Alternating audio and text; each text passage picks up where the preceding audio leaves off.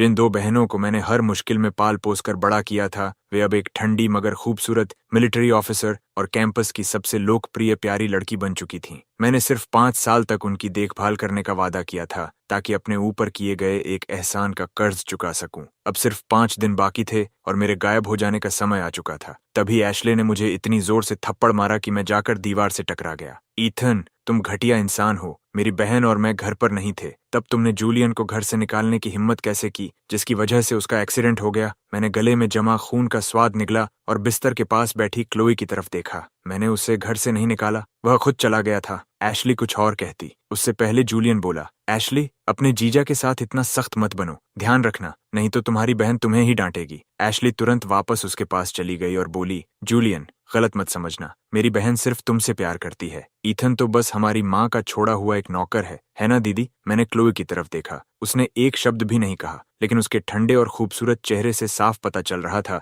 कि वह गुस्से में थी। मैं बस खुद पर हंस पड़ा। आखिर मैं उम्मीद ही क्या कर रहा था? जिस दिन से मैं एंडरसन परिवार में आया था, उसी दिन से मुझे पता था कि क्लोई सिर्फ जूलियन क्रॉफ्ट से प्यार करती है। उस समय जूलियन गवर्नमेंट स्कॉलरशिप पर विदेश पढ़ने चला गया था और बिना कोई खबर दिए गायब हो गया था। क्लोई ने 3 साल तक उसका इंतजार किया। बाद में मिसेस एंडरसन मुझे अपने घर ले आईं। पिछले 5 सालों में मैंने अपनी पूरी जिंदगी एंडरसन बहनों की देखभाल में लगा दी। मैंने एशली को 18 साल की उम्र तक पाला और क्लोई को जूलियन के जाने के दुख से बाहर निकालकर उसका सहारा बना रहा, यहाँ तक कि वह लेफ्टिनेंट के पद तक पहुंच गई। एंडरसन परिवार में मेरे चौथे साल क्लोई ने मुझसे अपने प्यार का इजहार किया। हमने एक साधारण शादी की, लेकिन कभी कानूनी तौर पर मैरिज रजिस्टर नहीं कराया। जब भी मैं इस बारे में बात करता, वह चिढ़कर कहती, पेपर वर्क अभी अप्रूव नहीं हुआ है, मुझे बार बार मत टोको। लेकिन मैं जानता था कि उसने कभी मैरिज एप्लीकेशन जमा ही नहीं की थी। जिस दिन मैंने उसे सफलतापूर्वक प्रपोजल दिया था, उसी रात क्लोई पूरी तरह नशे में थी। उसने मुझे कसकर पकड़ लिया और रोते हुए बार बार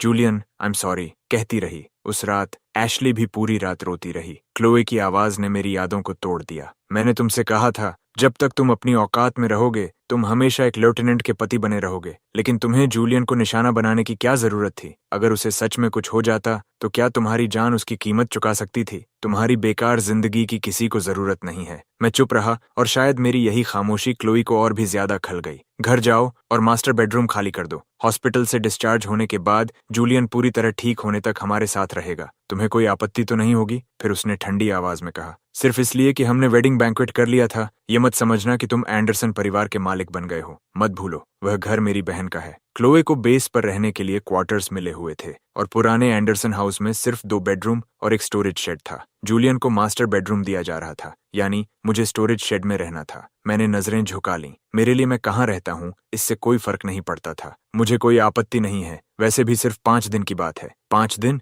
इसका क्या मतलब? क्लोई ने मेरे पीछे से तेज आवाज में कहा, जूलियन को परेशान करने की कोई चाल मत चलना, वरना मैं मैरिज एप्लीकेशन ही वापस ले लूंगी। उसने देखा कि मेरे कदम एक पल के लिए रुक गए तो उसके चेहरे पर तिरस्कार भरी मुस्कान आ गई। उसकी नजर में ईथन उससे बेतहाशा प्यार करता था। अब जब उसकी आधिकारिक शादी होने वाली थी, तो वह उसे छोड़कर भला कैसे जा सकता था? अगली सुबह सूरज निकलने से पहले ही एशली दरवाजा पीटने लगी। ईथन, उठो और खाना बनाओ, जूलियन कमजोर है, जल्दी चिकन सूप तैयार करो। मैं स्टोरेज शेड से बाहर निकला। अंदर सिर्फ एक कंबल देखकर एशली ने ताना मारा, तुमने यहाँ एक बेड भी क्यों नहीं रखा? क्या खुद को बेचारी हालत में दिखाकर मेरी बहन की सिंपैथी लेना चाहते हो? मैं तुम्हें चेतावनी देती हूँ, ये नाटक बंद करो, चाहे जितनी एक्टिंग कर लो। तुम जूलियन की एक उंगली के बराबर भी नहीं हो। मैंने उसकी तरफ बिना किसी भाव के देखा और कहा, तुम सही कह रही हो, जूलियन ही तुम्हारा जीजा बने। एशली गुस्से से बोली, क्या मेरी बहन से शादी करके तुम खुद पर इतराने लगे हो? मैं अभी जाकर उसे बताऊंगी कि तुम्हारे चेहरे पर कैसी घमंडी मुस्कान है और उससे कहूंगी कि वह तुम्हें तलाक दे दे। मैंने बिना पीछे देखे बस इतना कहा,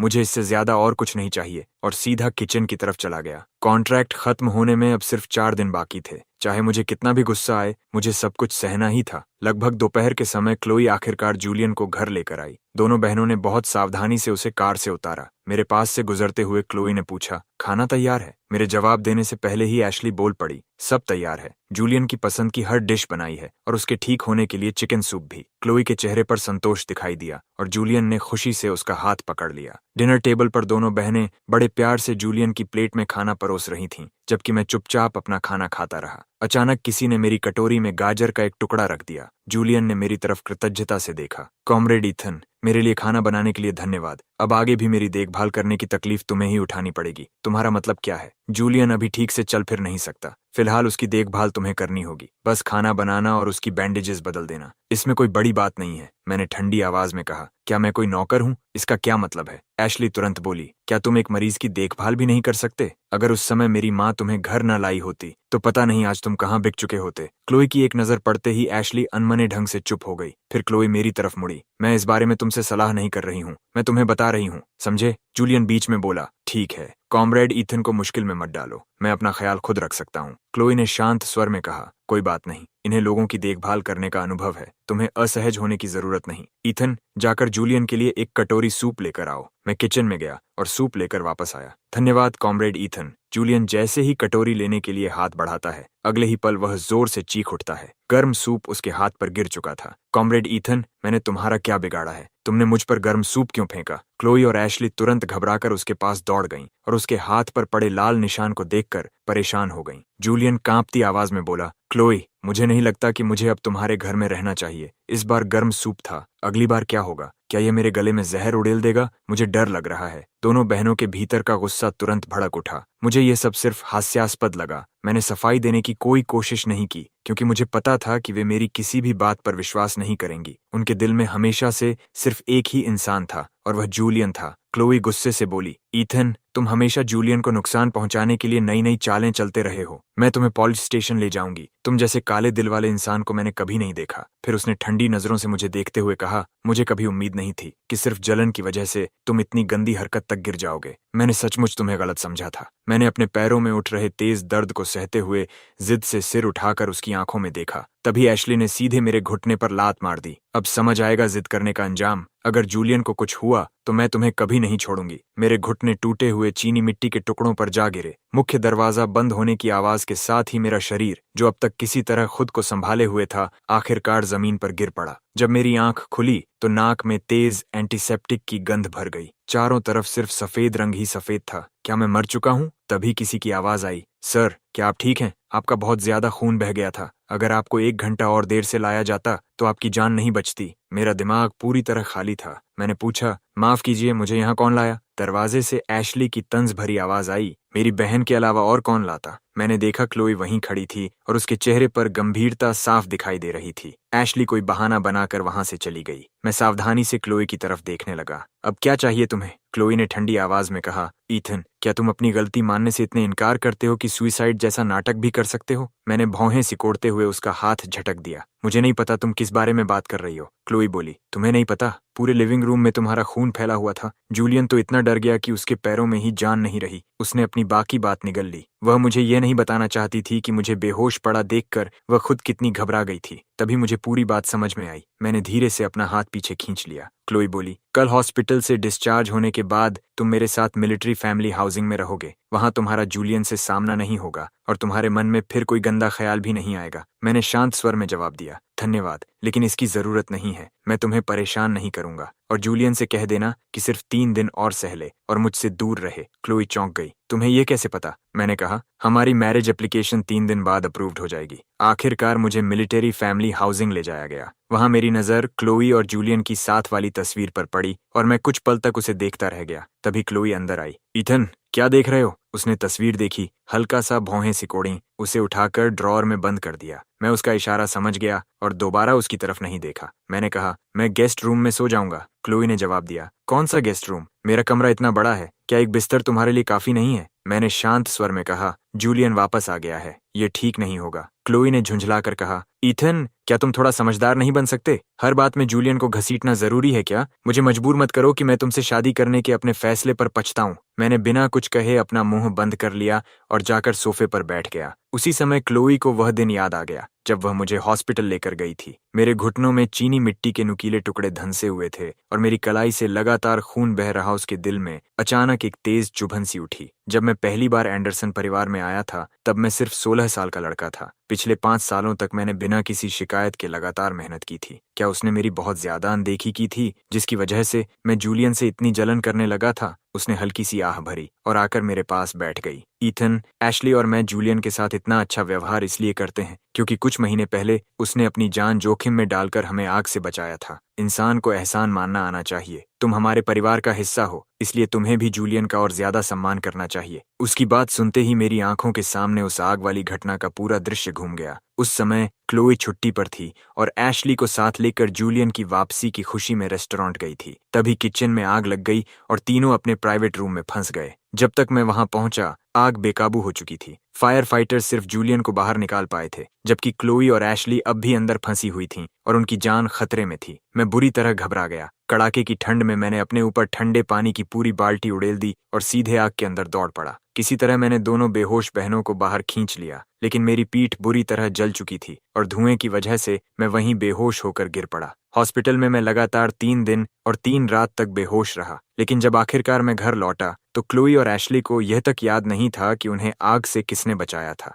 उनके दिल में सिर्फ जूलियन के लिए आभार था, क्योंकि वे मानती थीं कि उसी ने उनकी जान बचाई थी। बाद में न जाने किस तरह जूलियन ने कई रिपोर्टर्स का इंतजाम किया और उन्हें अपनी बहादुरी की कहानी सुनाई कि उसने दोनों बहनों को आग से बचाया था। उसी दिन से क्लोई और एशली का यह विश्वास और मजबूत हो गया कि मैं एक चालाक और घटिया इंसान हूँ। तभी मुझे समझ आ गया कि मैं उनके लिए चाहे जितना भी कर लूं, उसे कभी याद नहीं रखा जाएगा और न ही वे कभी मेरे लिए जरा सा भी स्नेह महसूस करेंगी। अगर ऐसा ही था तो फिर मैं खुद को बार बार अपमानित होने के लिए क्यों खड़ा करता? वैसे भी मैंने उन्हें सिर्फ कॉन्ट्रैक्ट की वजह से बचाया था। ठीक है। क्लोई का दिल थोड़ा पिघल गया और उसने मेरा हाथ पकड़ लिया। ईथन, 2 दिन बाद जब मैरिज सर्टिफिकेट मिल जाएगा तब हम वेडिंग फोटोज खिंचवाने चलेंगे। तुम कहते थे ना कि तुम्हें सूट्स पसंद है, मैं खुद तुम्हें चुनने ले जाऊंगी। मैंने उसके उस अपनापन दिखाने वाले स्पर्श को देखा, लेकिन मेरे भीतर सिर्फ घृणा थी। जैसा तुम्हें ठीक लगे, वह जो चाहे योजना बना सकती थी। 2 दिन बाद मैं उस फोटो स्टूडियो के आसपास भी नहीं होने वाला था। मिलिट्री फैमिली हाउसिंग के बाहर जूलियन की परछाई तेजी से गुजरी। उसकी आंखों में गहरी जड़ें जमा चुकी नफरत साफ दिखाई दे रही थी।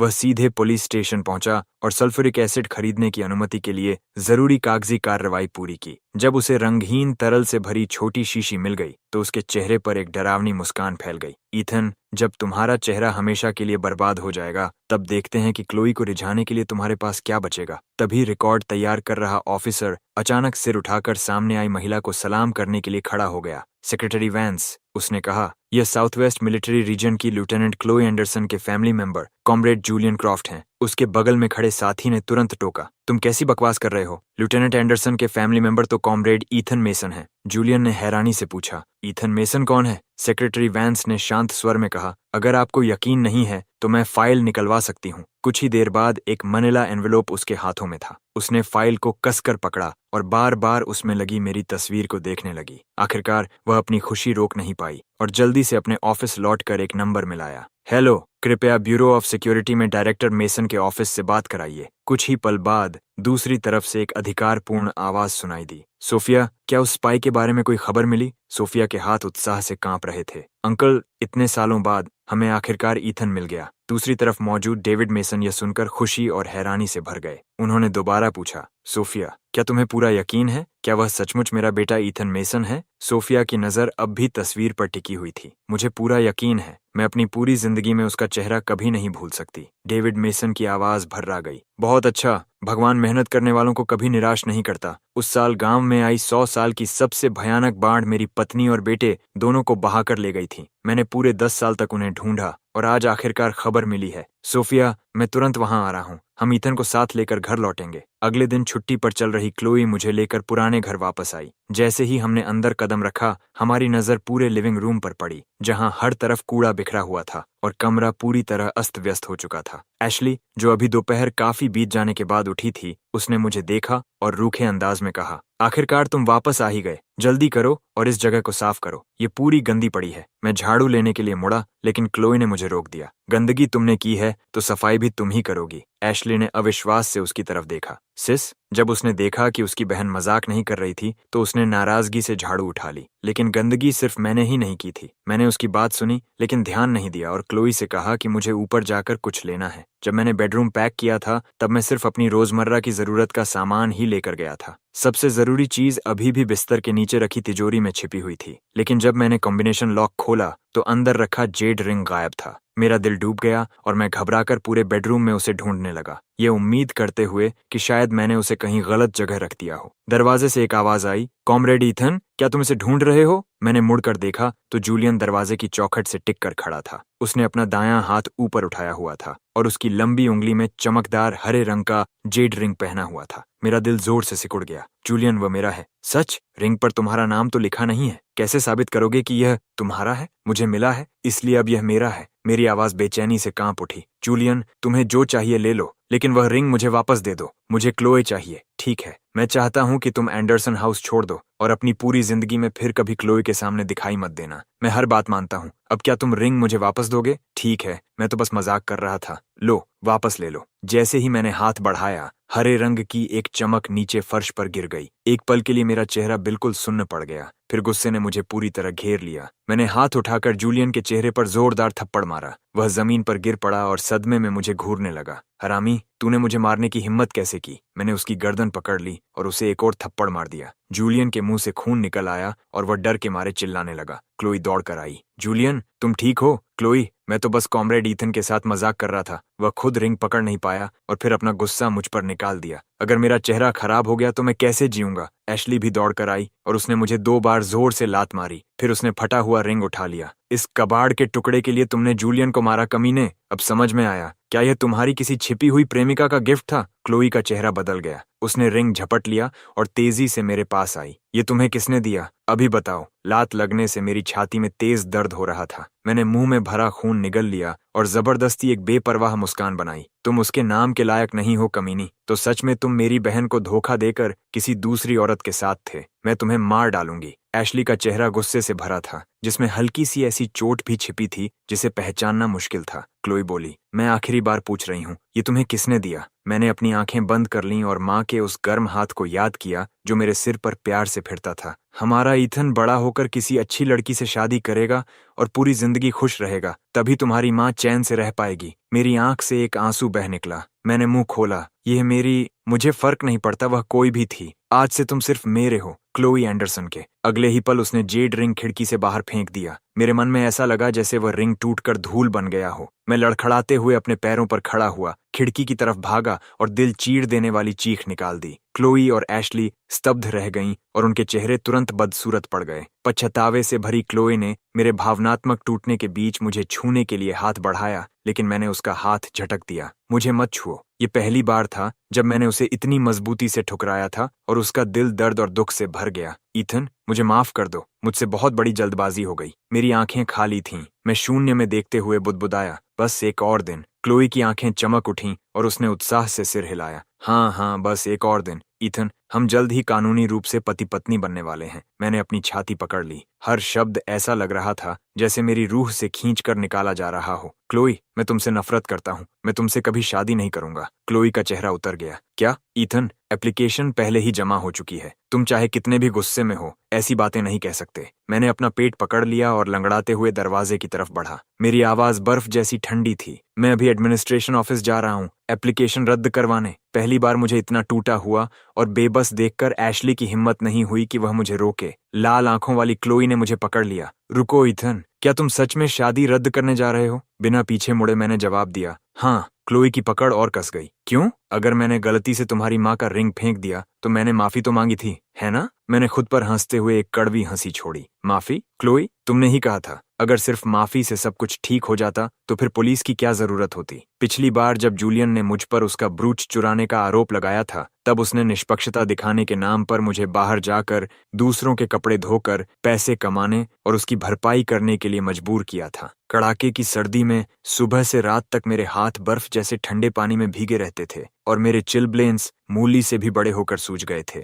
जब दर्द सहना मुश्किल हो गया तो मैंने उससे विनती की थी, प्लीज क्लोई, मैं अपनी गलती मानने और माफी मांगने को तैयार हूँ। लेकिन उसने बस मुझे ठंडी नजर से देखा और कहा, अगर माफी से सब कुछ ठीक हो जाता तो फिर पुलिस की क्या जरूरत होती? अब वही बात घूमकर उसके अपने दिल में आकर लगी थी। आखिर शब्द भी दिल को छलनी कर सकते हैं और उसे लगातार खून बहाने पर मजबूर कर सकते हैं। नहीं, मैं तुम्हें किसी भी कीमत पर जाने नहीं दूंगी। मुझे खो देने का डर क्लोई पर पूरी तरह हावी हो गया और उसने बिना हिचकिचाए मुझे बेडरूम में बंद कर दिया। मैंने कई बार पूरी ताकत से डोर नॉब घुमाया और दरवाजे पर जोर जोर से मुक्के मारे। क्लोए, मुझे बाहर जाने दो। ईथन, बस थोड़ा आराम करो, कल मैरिज सर्टिफिकेट मिलते ही तुम आजाद हो जाओगे। इतना कहने के बाद दरवाजे के बाहर से 3 लोगों के कदमों की आवाज धीरे धीरे दूर चली गई। मैं दरवाजे से टिक गया और धीरे धीरे फर्श पर फिसल कर बैठ गया। अगली सुबह सूरज निकलते ही क्लोई ड्यूटी पर चली गई और एशली स्कूल चली गई, जबकि जूलियन मुझे देखने के लिए घर पर रुक गया। जूलियन ने सावधानी से कैबिनेट से सल्फ्यूरिक एसिड निकाला।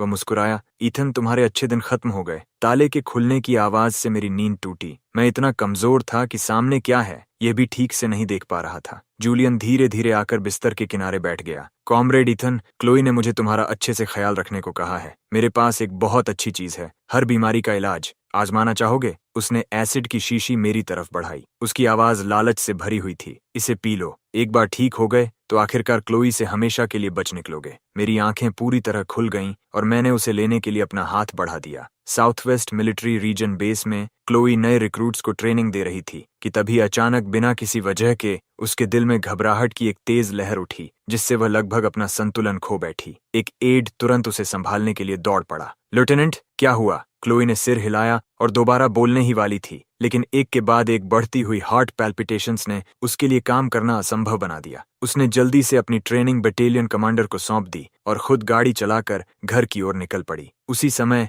एशली भी तेजी से घर लौट रही थी। दोनों एक चौराहे पर मिली। सिस, तुम वापस क्यों आ गई? मुझे बेचैनी हो रही थी। मैं ईथन को देखने वापस आई हूँ। जैसे ही वे दोनों आंगन में प्रवेश करने वाली थीं, तभी काले रंग की साफ सुथरी यूनिफॉर्म पहने एक महिला बगल की गली से बाहर आई। एक्सक्यूज मी, क्या ईथन मेसन यहीं रहता है? तुम कौन हो और उससे क्या काम है? एशली ने पूछा। आप लेफ्टिनेंट एंडरसन होंगी, उस महिला ने कहा। आपसे मिलकर खुशी हुई। मेरा नाम सोफिया वैंस है और मैं कॉमरेड ईथन मेसन की फियांसे हूँ। क्लोई ने तुरंत सिर उठाया और उसकी आंखें तलवार जैसी तेज हो गईं। कॉमरेड वैंस, ऐसी बातें यूं ही मत कहिए। ईथन मेरे पति हैं। आज ही हमारी मैरिज एप्लीकेशन अप्रूव्ड होने वाली है। लेफ्टिनेंट, इतनी निश्चित मत बनिए। अभी तक अप्रूव तो नहीं हुई है ना? सोफिया के लापरवाह लहजे ने क्लोई को गुस्से से भर दिया। तुम्हारा मतलब क्या है? मुझे फर्क नहीं पड़ता तुम कौन हो। मैं ईथन को तुम्हारे साथ कभी नहीं जाने दूंगी। ईथन एक एडल्ट है, वह अपने फैसले खुद लेता है। वह तुम्हें छोड़कर नहीं जाएगा। इतने सालों तक हमारे परिवार की पूरी निष्ठा से सेवा करने के बाद वह हमें छोड़कर कैसे जा सकता है? एशली ने पलटकर कहा।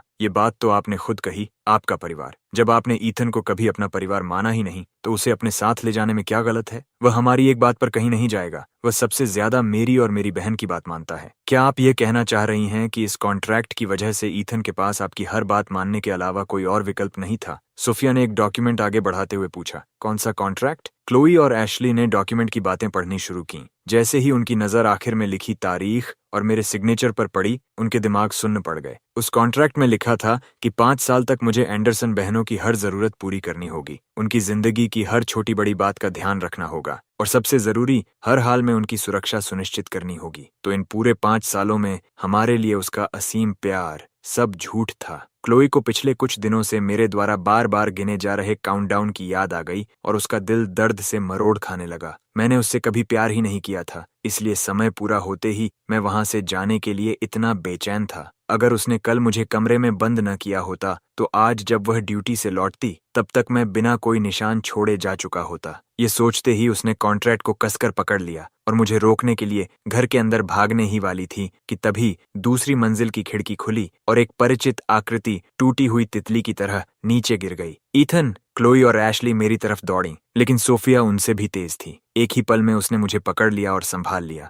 मैंने बड़ी मुश्किल से अपनी आंखें खोलीं और पूरी ताकत से सोफिया के कॉलर को पकड़ लिया। प्लीज, मुझे यहाँ से ले चलो। ठीक है ईथन, मैं तुम्हें यहाँ से ले चलती हूँ। कॉमरेड वैंस, तुम मेरे परिवार के सदस्य को कहाँ ले जा रही हो? क्लोई ने पूछा। सोफिया ने उसकी तरफ देखा तक नहीं और चलती रही। क्लोई पूरी तरह घबरा गई। तुम किस मिलिट्री रीजन से हो? तुम्हारी रैंक मुझसे ऊंची नहीं हो सकती। ईथन को ले जाने का तुम्हें क्या अधिकार है? तभी सामने से एक गंभीर और स्थिर आवाज आई। और अगर अपने बेटे को मैं खुद ले जा रहा हूँ, तब भी क्या तुम मुझे रोकोगी लेफ्टिनेंट? क्लोई ने तुरंत सिर उठाया। उस आदमी की वर्दी पर लगे अनगिनत मेडल्स देखकर उसकी आंखें ठहर गईं। वह उसे पहचान गई। National conference of military commanders में वह सबसे ऊंचे जनरल के ठीक बगल में बैठा था। वह शहर के पब्लिक सिक्योरिटी ब्यूरो का डायरेक्टर था। लेफ्टिनेंट एंडरसन, इतने वर्षों तक मेरे बेटे का ध्यान रखने के लिए धन्यवाद। अब मैं उसे घर ले जा रहा हूँ। डायरेक्टर मेसन, ईथन और मेरी शादी हो चुकी है। डेविड मेसन ने हल्का सा सिर घुमाया और एक एड ने क्लोई के हाथ में मैरिज एप्लीकेशन रख दी। उस पर बड़े बड़े अक्षरों में लिखा था,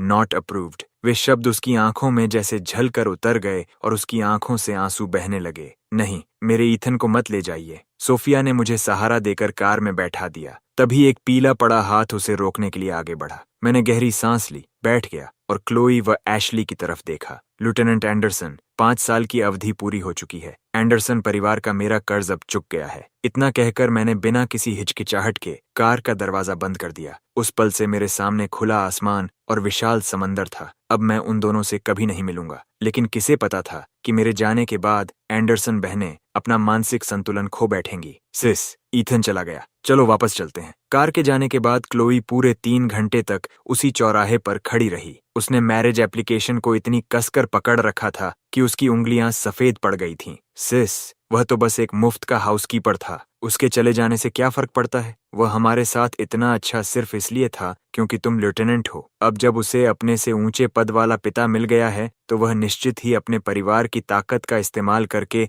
ऊपर चढ़ना चाहता है। मुझे तो अब भी लगता है कि तुम्हारी और जूलियन की जोड़ी ज्यादा अच्छी है। उसका चले जाना तो और भी अच्छा हुआ। अब जूलियन के लिए जगह बन गई। पहली बार क्लोई ने एशली की तरफ इतनी भयानक नजरों से देखा। एशली, ईथन ही तुम्हारा इकलौता ब्रदर इन लॉ है। एशली चौंक गई और बुदबुदाई, लेकिन वह तो चला गया। क्लोई मुड़ी और वापस घर के अंदर चली गई। जूलियन ड्राइंग रूम में बैठा संतरे खाते हुए टीवी देख रहा था। दोनों बहनों को देखते ही वह मुस्कुरा उठा। क्लोई, एशली, तुम लोग आखिरकार वापस आ गईं। क्लोई ने उसकी तरफ देखा। उसकी भौहें सिकुड़ी हुई थीं। जूलियन, आज घर पर सिर्फ तुम और ईथन थे। ईथन ने दूसरी मंजिल से छलांग क्यों लगाई? क्या तुमने? जूलियन के चेहरे पर तुरंत बेगुनाही का भाव आ गया। क्लोई, तुम मुझ पर ऐसा आरोप कैसे लगा सकती हो? मैंने आज खाना बनाया था और कॉमरेड ईथन के लिए ऊपर ले जा रहा था, लेकिन जैसे ही उसने दरवाजा खुला देखा, वह पूरी कोशिश से बाहर भागने लगा। मुझे डर था कि अगर वह चला गया तो तुम्हारा दिल टूट जाएगा, इसलिए मैंने उसे बहुत समझाने की कोशिश की। मुझे बिल्कुल उम्मीद नहीं थी कि जैसे ही मेरा ध्यान हटा,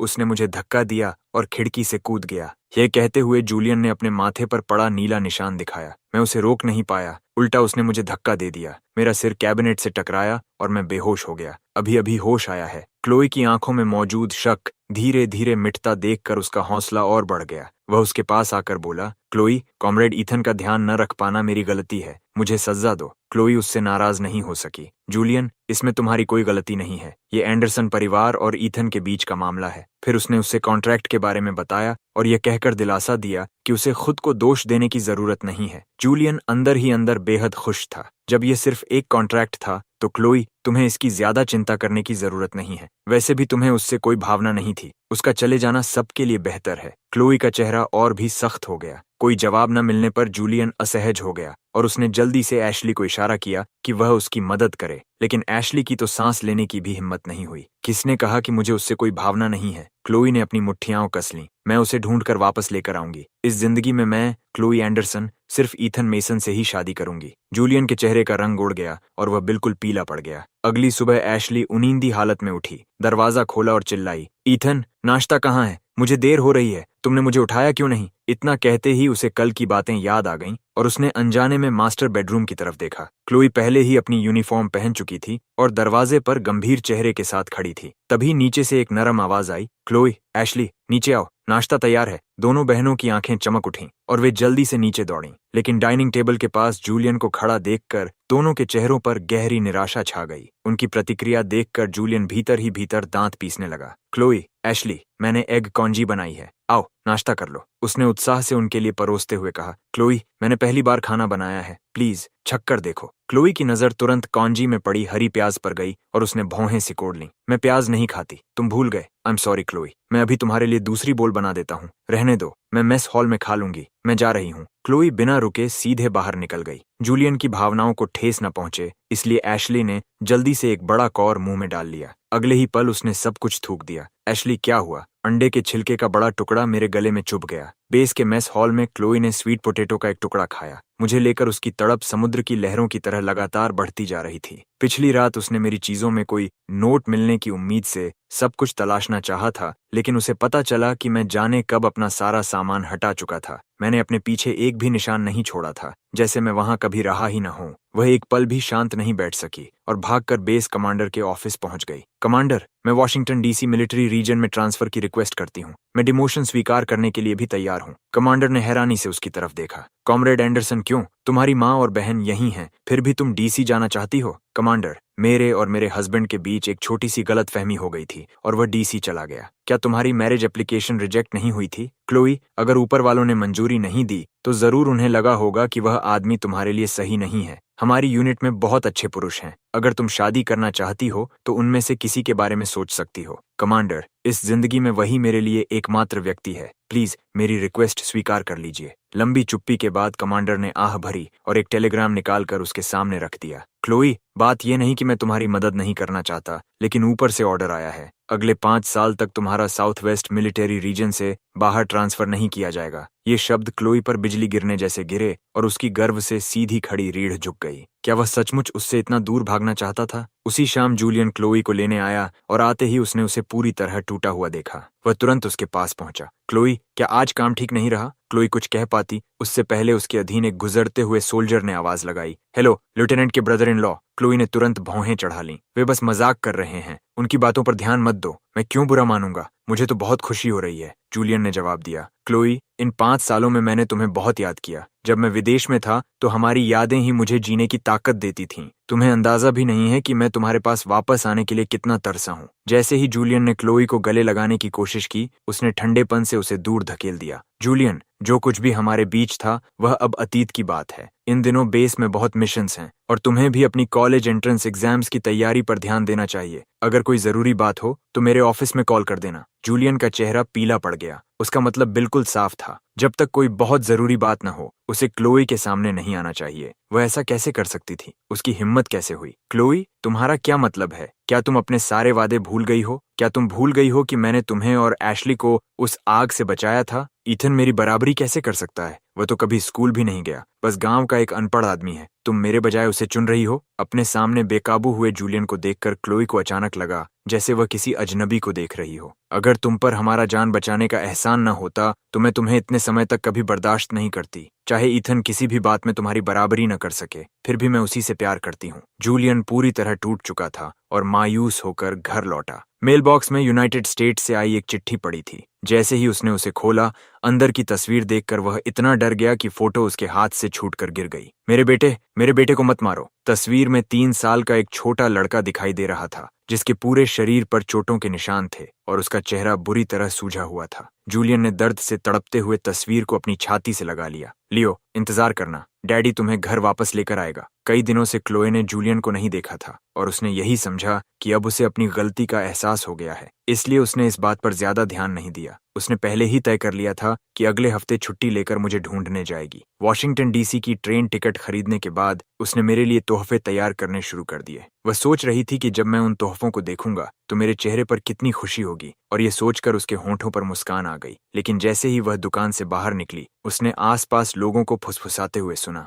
क्या यही वो इंसान है जिसके बारे में अखबार में छपा था? हाँ, वही ऑफिसर जिसने अपने वफादार बॉयफ्रेंड को छोड़कर एक बड़े अधिकारी के बेटे को चुन लिया। दिखने में तो कितनी शरीफ लगती है, लेकिन इसका दिल कितना बुरा है। क्लोए उन लोगों से जवाब मांगने ही वाली थी कि तभी एशली दौड़ती हुई आई और उसे रोक लिया। दीदी, बहुत बुरा हो गया, ये न्यूज़पेपर देखो। क्लोए ने अखबार लिया और फ्रंट पेज की हेडलाइन पढ़ते ही उसका चेहरा बदल गया। आग में हीरो बना समर्पित बॉयफ्रेंड, अमीर परिवार के वारिस के लिए छोड़ दिया गया जिसने मौके का फायदा उठाया। लेख में जूलियन और क्लोए के लिए नकली नाम इस्तेमाल किए गए थे, लेकिन मेरा नाम ईथन मेसन पूरा का पूरा छापा गया था। इस छोटे से समुदाय में हर किसी को तुरंत समझ आ गया कि यह कहानी किसकी है। जितना क्लोए पढ़ती गई, उसका चेहरा उतना ही सख्त होता गया। ये पूरी तरह झूठ है। ये किसने लिखा है? उसे मेरे सामने लाओ। एशली घबराहट से पसीने पसीने हो रही थी। दीदी, अब बहुत देर हो चुकी है, कमांडर का घर पर फोन आया था। उन्होंने आपको तुरंत बुलाया है। कमांडर ने न्यूज़पेपर को अपनी मेज पर जोर से पटका और गरजते हुए कहा, क्लोए एंडरसन, इसका मतलब क्या है? तुमने पूरी मिलिट्री की बदनामी कर दी है।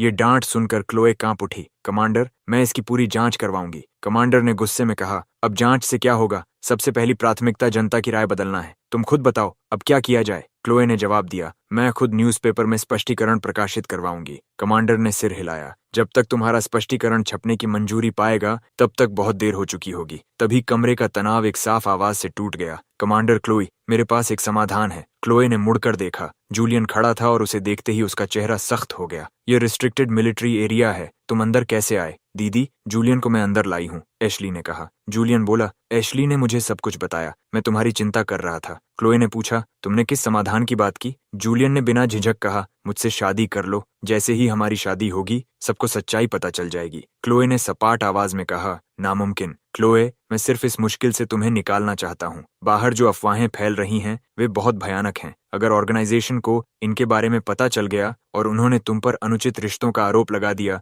तो। क्लोए चुप हो गई। उसका निश्चय डगमगाने लगा। जूलियन ने तुरंत बात आगे बढ़ाई, जहां तक ईथन की बात है वह अब डीसी में है। वहां उसे कौन जानता है या उसके बारे में कौन बातें करेगा? इस समय सबसे जरूरी तुम्हारी रेप्यूटेशन बचाना है। वॉशिंगटन डीसी में मेसन परिवार के घर पर मैं न्यूज़पेपर हाथ में लेकर अपने पिता के स्टडी रूम में गया तो देखा कि सोफिया वैंस भी वहीं मौजूद थीं। ईथन, क्या हुआ? मैंने सोफिया की तरफ देखा और कहा, कुछ नहीं डैड। सेक्रेटरी वैंस, आप लोग अपना काम जारी रखिए। सोफिया ने पूछा, ईथन, क्या ये न्यूज़पेपर वाली बात है? मैंने नजरें झुका लीं और धीरे से सिर हिला दिया। मुझे लगा था कि एंडरसन परिवार को छोड़ देने के बाद क्लोए और जूलियन मुझे अकेला छोड़ देंगे, लेकिन मैंने कभी नहीं सोचा था कि वे मुझे बदनाम करने के लिए इतनी नीच हरकत करेंगे। मेरे पिता बोले, सोफिया को इस बारे में पता चल गया था और उसने तुरंत इसे संभाल लिया। वह अभी मुझे पूरी जानकारी दे रही थी। क्या तुम सुनना चाहोगे? मैं हैरान रह गया। संभाल लिया? सोफिया ने शांत स्वर में कहा, चिंता मत करो, मैंने उस पत्रकार को ढूंढ लिया जिसने यह आर्टिकल लिखा था।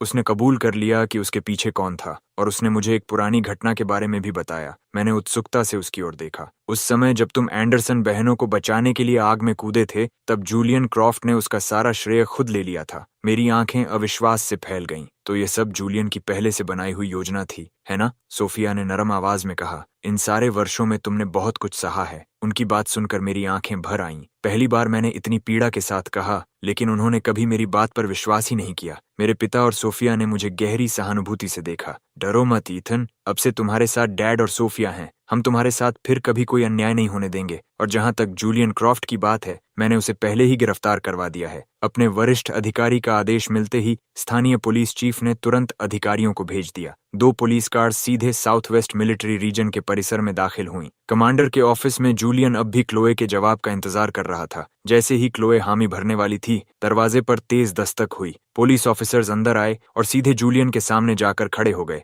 जूलियन क्रॉफ्ट, तुम पर प्रेस के जरिए मानहानि और अफवाहें फैलाने का संदेह है। कृपया जांच में सहयोग करने के लिए हमारे साथ पुलिस स्टेशन चलो। जूलियन के पैरों से जैसे जान निकल गई और वह लगभग गिर पड़ा। वह घबराकर हकलाया, मैंने नहीं किया। मैं किसी की बदनामी कैसे कर सकता हूँ? वह रिपोर्ट मैंने नहीं लिखी। उसका मुझसे क्या लेना देना? मैं तो खुद पीड़ित हूँ। क्लोए पूरी तरह हैरान रह गई, लेकिन फिर भी उसने सहज रूप से जूलियन का बचाव किया। ऑफिसर्स, जरूर कोई गलतफहमी हुई है, एशली भी बोली। हाँ, जूलियन ऐसा कैसे कर सकता है? एक ऑफिसर ने सख्त स्वर में कहा, लेफ्टिनेंट एंडरसन, हमें जूलियन क्रॉफ्ट के साथ आपके करीबी संबंधों की जानकारी है, लेकिन कृपया अपनी निजी भावनाओं को सरकारी काम में बाधा मत बनने दीजिए। क्लोए ने नाराज होकर कहा, ऑफिसर, ये कैसा रवैया है? क्या मुझे एक उचित सवाल पूछने का भी अधिकार नहीं है? ऑफिसर ने जवाब दिया, लेफ्टिनेंट, अगर आपको हमारी बात पर विश्वास नहीं है तो गवाह की गवाही खुद सुन लीजिए। तभी 2 ऑफिसर्स एक दुबले पतले आदमी को अंदर लेकर आए। उसे देखते ही क्लोए चौंक गई। Journalist Miller. मिलर धड़ाम से घुटनों के बल गिर पड़ा। लेफ्टिनेंट एंडरसन, मैं सब कुछ कबूल करता हूँ, कृपया मुझे फांसी मत दिलवाइए। वह रिपोर्ट जूलियन क्रॉफ्ट ने मुझसे लिखवाई थी। उसने मुझे $5 दिए थे और कहा था कि मैं हर हाल में आपकी रेप्यूटेशन खराब करूं, हर तरफ बदनामी फैला दूं, ताकि उसे आपसे शादी करने का मौका मिल सके। और आग से आपको बचाने वाली कहानी भी उसी ने पैसे देकर मुझसे लिखवाई थी। वह पूरी तरह फेक न्यूज थी। क्लोए की आंखों के आगे अंधेरा छा गया। वह झपट कर आगे बढ़ी और मिलर की कॉलर पकड़ ली। तुमने क्या कहा? मिलर कांपते हुए बोला, उस दिन आपको और आपकी बहन को बचाने वाला इंसान ईथन मेसन था। जूलियन क्रॉफ्ट ने पूरी साजिश रची थी ताकि उसका श्रेय चुराकर आपके करीब आ सके। जूलियन घबराकर चिल्लाया, नहीं क्लोए, ये कमीना मुझे बदनाम कर रहा है, इसकी बात मत सुनो। क्लोए के सिर में तेज दर्द उठा। अचानक उस दिन का दृश्य उसकी आंखों के सामने साफ होने लगा। भयानक आग की लपटों के बीच एक आदमी बिना एक पल रुके उसकी ओर दौड़ा था। इस बार वह उसका चेहरा साफ देख पा रही थी। वह ईथन था। क्लोई, हिम्मत मत हारना, मैं तुम्हें मरने नहीं दूंगा। मैंने पूरी ताकत लगाकर उसे और एशली को रेस्टोरेंट से बाहर खींचा था और जब दोनों सुरक्षित हो गईं, तब मैं खुद उनके पास गिर पड़ा था। क्लोए की आंखें आग की तरह लाल हो गईं। वह दौड़कर जूलियन के पास पहुंची और उसके चेहरे पर जोरदार थप्पड़ मार दिया। तू नीच इंसान, मेरी आंखों में धूल झोंकने की तेरी हिम्मत कैसे हुई? जूलियन ने जलते हुए गाल को पकड़ लिया। उसके चेहरे पर हैरानी और शिकायत दोनों थीं। क्लोए, तुमने मुझे मारा? तुम सिर्फ इसकी बातों पर यकीन करके मुझ पर शक कर रही हो। क्लोए गुस्से से कांप रही थी। ईथन को तुमने मुझसे दूर किया। तुमने जानबूझकर उसके खिलाफ साजिश रची ताकि मैं उसे गलत समझूं। ये सब तुम्हारी वजह से हुआ। जूलियन की आंखें भी लाल हो गईं। क्लोई, मान लो मैंने उसे फंसाया भी था, लेकिन ये मत भूलो कि ईथन को सबसे ज्यादा तकलीफ तुम दोनों ने दी थी। अब मासूम बनने की कोशिश मत करो। असली गुनहगार तुम लोग हो। क्लोए का पूरा शरीर जड़ हो गया। वह जानती थी कि यह सच था। ईथन पर भरोसा न करना और उसकी कभी कद्र न करना ही वह वजह थी जिसने उसे इतनी दृढ़ता से हमेशा के लिए छोड़ जाने पर मजबूर कर दिया। क्लोए कमांडर की ओर मुड़ी। कमांडर, मैं 1 हफ्ते की छुट्टी चाहती हूँ। मुझे वॉशिंगटन डीसी जाना है। मुझे अभी ईथन के पास जाना होगा। मुझे उससे सामने खड़े होकर माफी मांगनी है और वह आई लव यू कहना है, जो मैं इतने वर्षों से उसे नहीं कह पाई। जब मैं जॉर्ज टाउन यूनिवर्सिटी की लाइब्रेरी से बाहर निकल रहा था, तभी सामने से आती हुई सोफिया वैंस से मेरी टक्कर हो गई। Hello secretary Vance. सोफिया मुस्कुराई। ईथन, तुम मुझे सिर्फ सोफिया कह सकते हो। मैंने अपनी बचपन की सबसे करीबी दोस्त को देखा, जो मेरे दूर रहने के दौरान एक लंबी और बेहद खूबसूरत महिला बन चुकी थी। वहीं मुझे लगा कि मेरी जिंदगी के वे 5 बेकार साल मुझे उससे और भी दूर ले गए थे। मैंने अपने दिल में उठ रही हीन भावना को दबाया और धीरे से कहा, यह ठीक नहीं होगा। हम दोनों बर्फ में चुपचाप साथ चलते रहे। रास्ते में 2 स्नोमैन के पास से गुजरते हुए मैं अनायास रुक गया। सोफिया ने मुस्कुराकर पूछा, खेलना चाहोगे? मैंने आदतन सिर हिला दिया। पिछले 5 वर्षों में मैं हमेशा काम में ही व्यस्त रहा था। एंडरसन परिवार के घर के अंदर और बाहर संभालने के लिए अनगिनत जिम्मेदारियां थीं। धीरे धीरे मैं यह तक भूल गया था कि मजे करना कैसा होता है। फिर भी क्लोई और एशली की नजरों में मैं हमेशा एक उबाऊ इंसान था जो सिर्फ घर के काम करने के लायक था।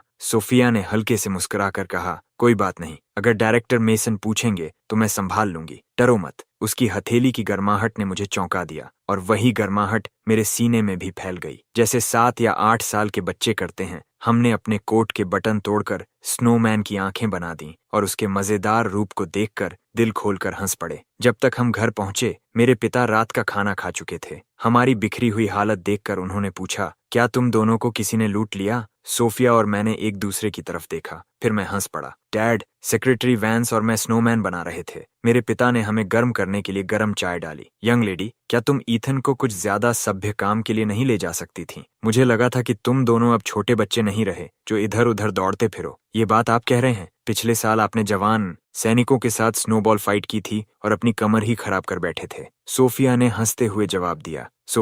सोफिया समझ गई कि अब रुकने का समय है और मेरी तरफ मुड़कर बोली, क्या तुम कल मेरे साथ मूवी देखने चलोगे? मेरी आंखें चमक उठीं और मैंने हल्के से सिर हिलाया। ठीक है। सोफिया मेरे घर पर रात का खाना खा कर गई और मैं उसे दरवाजे तक छोड़ने आया। अलविदा सोफिया, कल मिलते हैं, उसने मुझे सुधारा। Sweet dreams Ethan. हमारी ये छोटी सी बातचीत मेरे पिता ने देख ली। जैसे ही मैंने दरवाजा बंद किया, उन्होंने उत्सुकता से पूछा, ईथन, तुम्हें सोफिया कैसी लगती है? मुझे थोड़ी शर्म महसूस हुई। वह सच में बहुत अच्छी है। मेरे पिता ने मेरे कंधे पर थपकी दी। इन सारे सालों में उसने तुम्हें ढूंढना कभी नहीं छोड़ा। उसकी यूनिट का जब भी कोई आदमी उसे प्रपोज करता, वह कह देती कि उसका दिल पहले ही किसी का हो चुका है। मैं बता सकता हूँ कि सोफिया सच में तुम्हारी परवाह करती है। मेरा दिल एक पल के लिए रुक सा गया। सोफिया इतनी अच्छी इंसान थी, मैं उसे कभी कैसे भूल गया। अगले दिन मैं जल्दी तैयार होकर दरवाजे पर उसका इंतजार करने लगा। ईथन, मैंने सिर उठाया। आज सोफिया ने अपनी यूनिफॉर्म नहीं पहनी थी। उसने काले ओवरकोट के नीचे एक ड्रेस पहन रखी थी, जिससे वह और भी खूबसूरत लग रही थी। सोफिया ने मुझे ध्यान से देखा। आज तुम बहुत हैंडसम लग रहे हो। मैंने हल्की सी मुस्कान दी। मैं पहली बार मूवी देखने जा रहा हूँ, इसलिए सोचा थोड़ा अच्छे से तैयार हो जाऊं, तो फिर मुझे उस मूवी का शुक्रिया अदा करना चाहिए। मेरा चेहरा गर्म हो गया और मेरी नजरें नरम पड़ गईं। मैं कुछ और कह पाता, उससे पहले एक साफ आवाज सुनाई दी, ईथन, आखिरकार मैं तुम्हें ढूंढ ही लिया। क्लोई तेज कदमों से हमारी तरफ आई। मुझे देखकर उसकी आंखें हैरानी से भर गईं। ईथन, सिर्फ कुछ ही दिन हुए हैं, लेकिन तुम इतने बदल गए हो। मैंने उसकी बढ़ी हुई बांह से ठंडे भाव से किनारा कर लिया और कुछ नहीं कहा। मेरे इस ठंडे रवैये ने क्लोई को चुभन पहुंचाई। ईथन, मैं तुम्हें घर ले जाने आई हूँ। क्या आपका दिमाग खराब हो गया है लेफ्टिनेंट? सोफिया ने बीच में कहा। यही ईथन का असली घर है। क्लोई की नजर हमारे जुड़े हुए हाथों पर पड़ी और उसने जलन में अपनी मुट्ठियां भींच लीं। कॉमरेड वैंस, एक पुरुष और एक महिला को उचित दूरी बनाए रखनी चाहिए। ईथन का हाथ छोड़ दीजिए। लेफ्टिनेंट एंडरसन, अब नया दौर है। अपनी पुरानी सोच से ईथन की सोशल लाइफ को मत बांधिए। मैंने सोफिया का हाथ हल्के से थपथपाया और उसके पीछे से बाहर आ गया। मुझे अपनी तरफ आते देखकर क्लोई खुशी से भर उठी। ईथन, मुझे पता था कि तुम मुझे छोड़कर नहीं रह सकते। मुझे जूलियन के सारे बुरे कामों के बारे में पता चल गया है। चिंता मत करो, मैं तुम्हें इंसाफ दिलाऊंगी। उसकी खुद को सही साबित करने वाली बातें सुनकर मुझे हंसी आ गई। अब भी वह सारा दोष जूलियन पर डाल रही थी और अपनी गलतियां बिल्कुल नहीं देख पा रही थी। क्लोई, उस दिन मैंने सब कुछ साफ साफ कह दिया था। हमारे बीच सब बहुत पहले खत्म हो चुका है। अब मेरा तुमसे कोई संबंध नहीं है। कृपया मेरी जिंदगी में आकर मुझे परेशान मत करो। ईथन, मुझे पता है कि मुझसे गलती हुई थी। क्या तुम मुझे उसे सुधारने का सिर्फ एक मौका नहीं दे सकते? मैं वादा करती हूँ कि अब से मैं तुम्हारे साथ अच्छा व्यवहार करूंगी। अगर तुम तैयार हो तो मैं अभी मैरिज एप्लीकेशन जमा कर दूंगी। अब से मैं पूरे दिल से सिर्फ तुमसे प्यार करूंगी। क्लोई, मुझे इनमें से किसी भी बात की परवाह नहीं है। ये सब बातें तुम जूलियन के लिए बचा कर रखो। ईथन, क्यों? पहले तुम ऐसे नहीं थे। मैंने चुपचाप उसकी तरफ देखा। वह सही कह रही थी। पहले मैं ऐसा नहीं था। पहले मैं सिर्फ क्लोई के आदेश मानता था। अपना पूरा दिन उसके इर्द गिर्द बिताता था। उसे खुश करने की कोशिश करता था। उसके गुस्से और ठंडे व्यवहार को बिना शिकायत सहता रहता था। लेकिन मेरी वह गिड़गिड़ाहट, जिसने मुझे मिट्टी से भी ज्यादा छोटा बना दिया था, बदले में मुझे सिर्फ जहरीली गालियां और टूटी हुई पसली देकर गई। अब मैं उसे सिर्फ अपने झेले हुए दर्द का 10,000वां हिस्सा ही दिखा रहा था और वह उसे भी सहन नहीं कर पा रही थी। ये सचमुच घिनौना था। ईथन, मैं तुम्हारे लिए गिफ्ट्स लाई हूँ। देखो, तुम्हें पसंद आते हैं या नहीं। अगर नहीं तो मैं तुम्हें कुछ और खरीद दूंगी। क्लोई घबराहट में कई गिफ्ट बॉक्सेस निकालने लगी। ये वही सूट है जो तुम चाहते थे, और वे रोजेस जिन्हें उगाने की तुमने कोशिश की थी, और वे चेस्टनट पेस्ट्रीज जिन्हें तुम हमेशा खरीदा करते थे। मेरे चेहरे पर सिर्फ गहरी निराशा थी। क्लोई, ये सूट उस पहली और आखिरी बार का है जब तुम मुझे शॉपिंग पर ले गई थी। मुझे यह चाहिए था, लेकिन तुमने अपने सारे पैसे जूलियन के लिए एक महंगा कोट खरीदने में खर्च कर दिए। मैंने रोजेस इसलिए लगाए क्योंकि तुम्हें वे पसंद थे, और तुम्हें वे सिर्फ इसलिए पसंद थे क्योंकि जूलियन को पसंद थे। और आखिर में, क्लोई, पूरे 5 साल बाद भी तुम्हें यह नहीं पता कि मुझे चेस्टनट से एलर्जी है? क्लोई की आंखें खाली सी रह गईं। तुम्हें चेस्टनट से एलर्जी है? तुमने मुझे कभी बताया क्यों नहीं? मैंने बताया था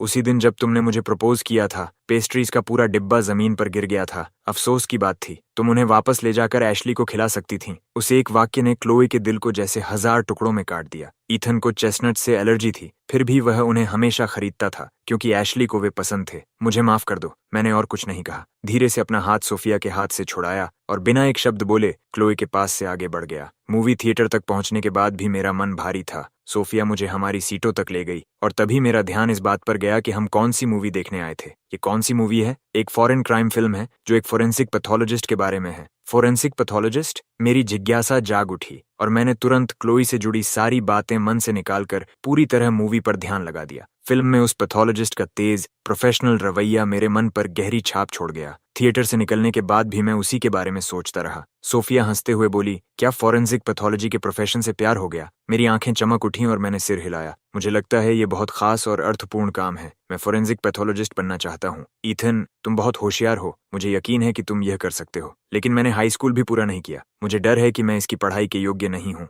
चिंता मत करो, मैं हूं ना। मैं समझ भी नहीं पाया कि क्या हो रहा है और सोफिया मुझे सीधे डीसी मेट्रोपॉलिटन पुलिस डिपार्टमेंट ले गई। वहां एक बुजुर्ग फोरेंसिक पैथोलॉजिस्ट ने मुझे सुई में धागा डालते और स्कैल्पल को बेहद स्थिर हाथों से संभालते देखा। उन्होंने बार बार मेरी तारीफ की और तुरंत मुझे अपना निजी अप्रेंटिस बनाने की इच्छा जताई। मैंने हैरानी से सोफिया की तरफ देखा। उस बुजुर्ग पैथोलॉजिस्ट ने पूछा, क्या बात है नौजवान, क्या तुम तैयार नहीं हो? मैं तैयार हूँ डॉक्टर। भले ही अभी मुझे कुछ नहीं आता, लेकिन मैं आपसे पूरी मेहनत से सीखूंगा। तो फिर कल से मेरे अप्रेंटिस के रूप में काम शुरू कर दो। पुलिस डिपार्टमेंट से बाहर निकलते हुए मुझे ऐसा लग रहा था जैसे मैं किसी सपने में हूँ। क्या ये सच है? क्या मैं अभी भी मूवी में हूँ? खुद को छुटकी काट कर देखो कि सपना है या नहीं। सोफिया ने मजाक किया। मैंने सचमुच खुद को जोर से चुटकी काटी और खुशी से कहा, ये सच है, चिंता मत करो। डायरेक्टर मेसन और डॉक्टर पीटरसन पुराने दोस्त हैं, तुम बस उनसे सीखने पर ध्यान दो। अगर कभी कोई परेशानी आए तो कभी भी मेरे पास आ जाना। मैंने उसके नाजुक चेहरे की तरफ देखा और मेरे सीने में एक मीठी सी धड़कन उठी। धन्यवाद सोफिया, जब हम बच्चे थे तब मैंने तुमसे कहा था कि मैं पूरी जिंदगी तुम्हारा ख्याल रखूंगा। वह बात आज भी नहीं बदली है। मेरी आंखें लाल हो गईं और कई सालों से दबे हुए जज्बात बाहर आने लगे। सोफिया, मैंने तुम्हें बहुत याद किया है। ईथन, मैंने भी। अब हम फिर कभी अलग नहीं होंगे, ठीक है? ठीक है। डूबता हुआ सूरज आसमान को चमकदार रंगों से भर रहा था, लेकिन यह खूबसूरत नजारा भी जेल की दीवारों के भीतर नहीं पहुंच सकता था। एशली जूलियन के लिए खाना और कपड़े लेकर आई। अपने सामने खड़े थके हारे आदमी को देखकर वह खुद को पूछने से रोक नहीं पाई, तुमने ऐसा क्यों किया? ईथन ने मेरी जगह लेने की कोशिश क्यों की? वह इसी लायक था, भले ही उसने एंडरसन फैमिली के पास बुरी नीयत से पहुंचने की कोशिश की हो। लेकिन क्लोई को किसी नए आदमी के साथ देखकर वह पागल हो गया था। अगर उस समय मैंने गलत फैसला लेकर धोखा न दिया होता तो ईथन मेसन नाम का कोई इंसान ही नहीं होता। उसने तुम्हारी जगह नहीं ली, सबसे पहले छोड़कर जाने वाले तुम थे। एशली ने कहा, जूलियन तुम बदल गए हो, पहले तुम कभी ऐसा नहीं करते। मुझे सीख देने का तुम्हें कोई हक नहीं है, लेकिन मुझे एक बात की बड़ी जिज्ञासा है। तुम ऐसा दिखाती हो जैसे उससे बहुत नफरत करती हो, फिर भी अपने कमरे में उसकी फोटो छिपाकर क्यों रखती हो? एशली का चेहरा पीला पड़ गया। तुम्हें ये कैसे पता? मुझे क्या पता है? मुझे पता है कि आग वाले दिन तुम पूरी तरह जाग रही थीं, या फिर ऐसा था कि तुम्हारी नजर अपने ही जीजा पर थी, इसलिए तुमने मेरे साथ मिलकर उसे और अपनी बहन के बीच दरार डालने में मदद की। जिस पल एशली जेल से बाहर निकली, उसका पूरा शरीर ठंडे पसीने से भीग चुका था। जूलियन की बहकाने वाली आवाज जैसे अब भी उसके कानों में गूंज रही थी। एशली, हमारा मकसद एक ही है, मेरे साथ काम क्यों नहीं करती? जब सब खत्म हो जाएगा ईथन तुम्हारा होगा। काम के मेरे पहले दिन कोई केस नहीं था, इसलिए डॉक्टर पीटरसन ने मुझे कुछ किताबें दे दी। मेडिकल बुक्स वैसे ही समझने में कठिन होती हैं, और फॉरेंसिक साइंस तो उससे भी ज्यादा जटिल थी। उन्हें लगा कि मैं 1 घंटे भी नहीं टिक पाऊंगा, लेकिन उनकी हैरानी का ठिकाना नहीं रहा जब मैंने पूरी सुबह चुपचाप पढ़ाई की और पूरा एक नोटबुक नोट्स से भर दिया। दोपहर में सोफिया मेरे लिए लंच लेकर आई और तभी मैंने अनमने मन से अपनी किताब नीचे रखी। उसने एक एक करके सारे व्यंजन मेज पर सजाए। मैंने तुम्हारी बचपन वाली पसंदीदा sweet and Sawar pork ribs बनाई हैं, छक्कर बताओ कैसी बनी है? उम्मीद भरी नजरों से उसे देखते हुए मैंने चॉपस्टिक्स उठा लीं।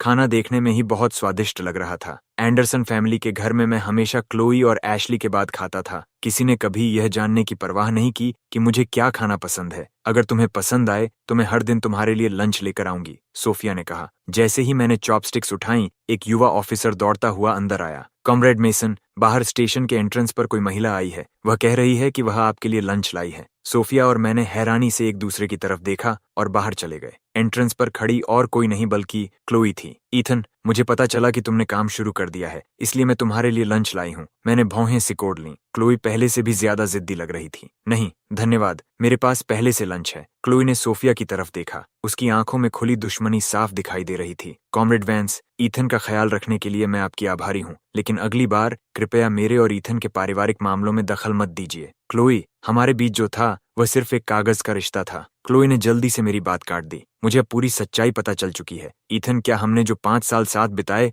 वे सब झूठ थे? मैं तुम्हारी दयालुता और तुम्हारे ख्याल रखने वाले स्वभाव को महसूस करती थी। मुझे यकीन नहीं होता कि तुम्हारे दिल में मेरे लिए बिल्कुल भी कोई भावना नहीं है। मैंने अपने सामने खड़ी उस लंबी महिला की तरफ शांत नजरों से देखा। मैं मानता हूं कि पहले मुझे तुमसे कुछ उम्मीदें थीं। क्लोई के दिल में उम्मीद की एक किरण जाग उठी। मुझे पता था, ईथन, मैंने जूलियन से सारे रिश्ते तोड़ दिए हैं। अब मैं उसे फिर कभी तुम्हारे सामने नहीं आने दूंगी और न ही उसे हमारे घर में कोई परेशानी खड़ी करने दूंगी। ईथन, मेरे साथ घर चलो, मैं तुम्हारे लिए एक भव्य शादी करूंगी। मैंने शांत स्वर में कहा, तुमने गलत समझा, मैंने तुमसे कभी प्यार नहीं किया। जो थोड़ी बहुत उम्मीद थी वह भी हर बार तुम्हारे जूलियन को चुनने के साथ पूरी तरह खत्म हो गई। क्लोई की आंखों में विनती और दर्द भर गया। ईथन, ऐसी बातें मत कहो जिनका मतलब तुम नहीं रखते। अब मेरे दिल में जूलियन के लिए कोई भावना नहीं है। जिसे मैं पसंद करती हूँ वह तुम हो। एशली को भी अपनी गलती का एहसास हो गया है। वह खुद तुमसे माफी मांगना चाहती है। हम सब तुम्हें बहुत याद करते हैं। तुम्हें मेरी याद आती है, या मेरी वह आदत याद आती है जिसमें मैं हर समय तुम्हारी सेवा करता था और तुम्हें खुश करने की कोशिश करता था? तुम्हें मेरी नहीं बल्कि एक आज्ञाकारी नौकर और चौकीदार की कमी महसूस हो रही है। ऐसा लगा जैसे बर्फीली हवा का एक झोंका क्लोई के दिल को चीर गया हो और उसका सांस लेना मुश्किल हो गया हो। ऐसा नहीं है। मेरी नजरें शांत थीं। क्लोई, मैं इस बात के लिए आभारी हूँ कि तुम्हारी माँ ने कभी मेरी मदद की थी। अब वह एहसान चुका दिया गया है। मेरी अपनी जिंदगी है और अपने सपने हैं जिन्हें मुझे पूरा करना है। ईथन, मैं तुम्हें अपने सपनों का पीछा करने से नहीं रोक रही। हमारे फिर से साथ आने के बाद भी तुम यही जिंदगी जी सकते हो। परिवार और सपने साथ साथ चल सकते हैं। मैं एक कदम पीछे हट गया और उसके करीब आने से बच गया। एंडरसन फैमिली का घर एक ऐसा पिंजरा था जिसने मेरे पंख काट दिए थे। मैंने वहां 5 साल बिताए। अब अच्छे तरीके से अलग हो जाते हैं। क्लोए, मुझे तुमसे नफरत करने पर मजबूर मत करो। क्लोई ऐसे खड़ी थी जैसे उस पर 1000 तलवारों से वार किया गया हो। वह अब मेरी ठंडी नजरों का सामना करने की हिम्मत नहीं जुटा सकी और पूरी तरह टूटे हुए मन से वहां से चली गई। सोफिया ने हल्की सी नाक सिकोड़ते हुए कहा, खो देने के बाद पछताने से क्या फायदा? जब वह तुम्हारे पास था तब उसकी कद्र करनी चाहिए थी। उसका ये बचकाना रूप मैंने बहुत कम देखा था और मुझे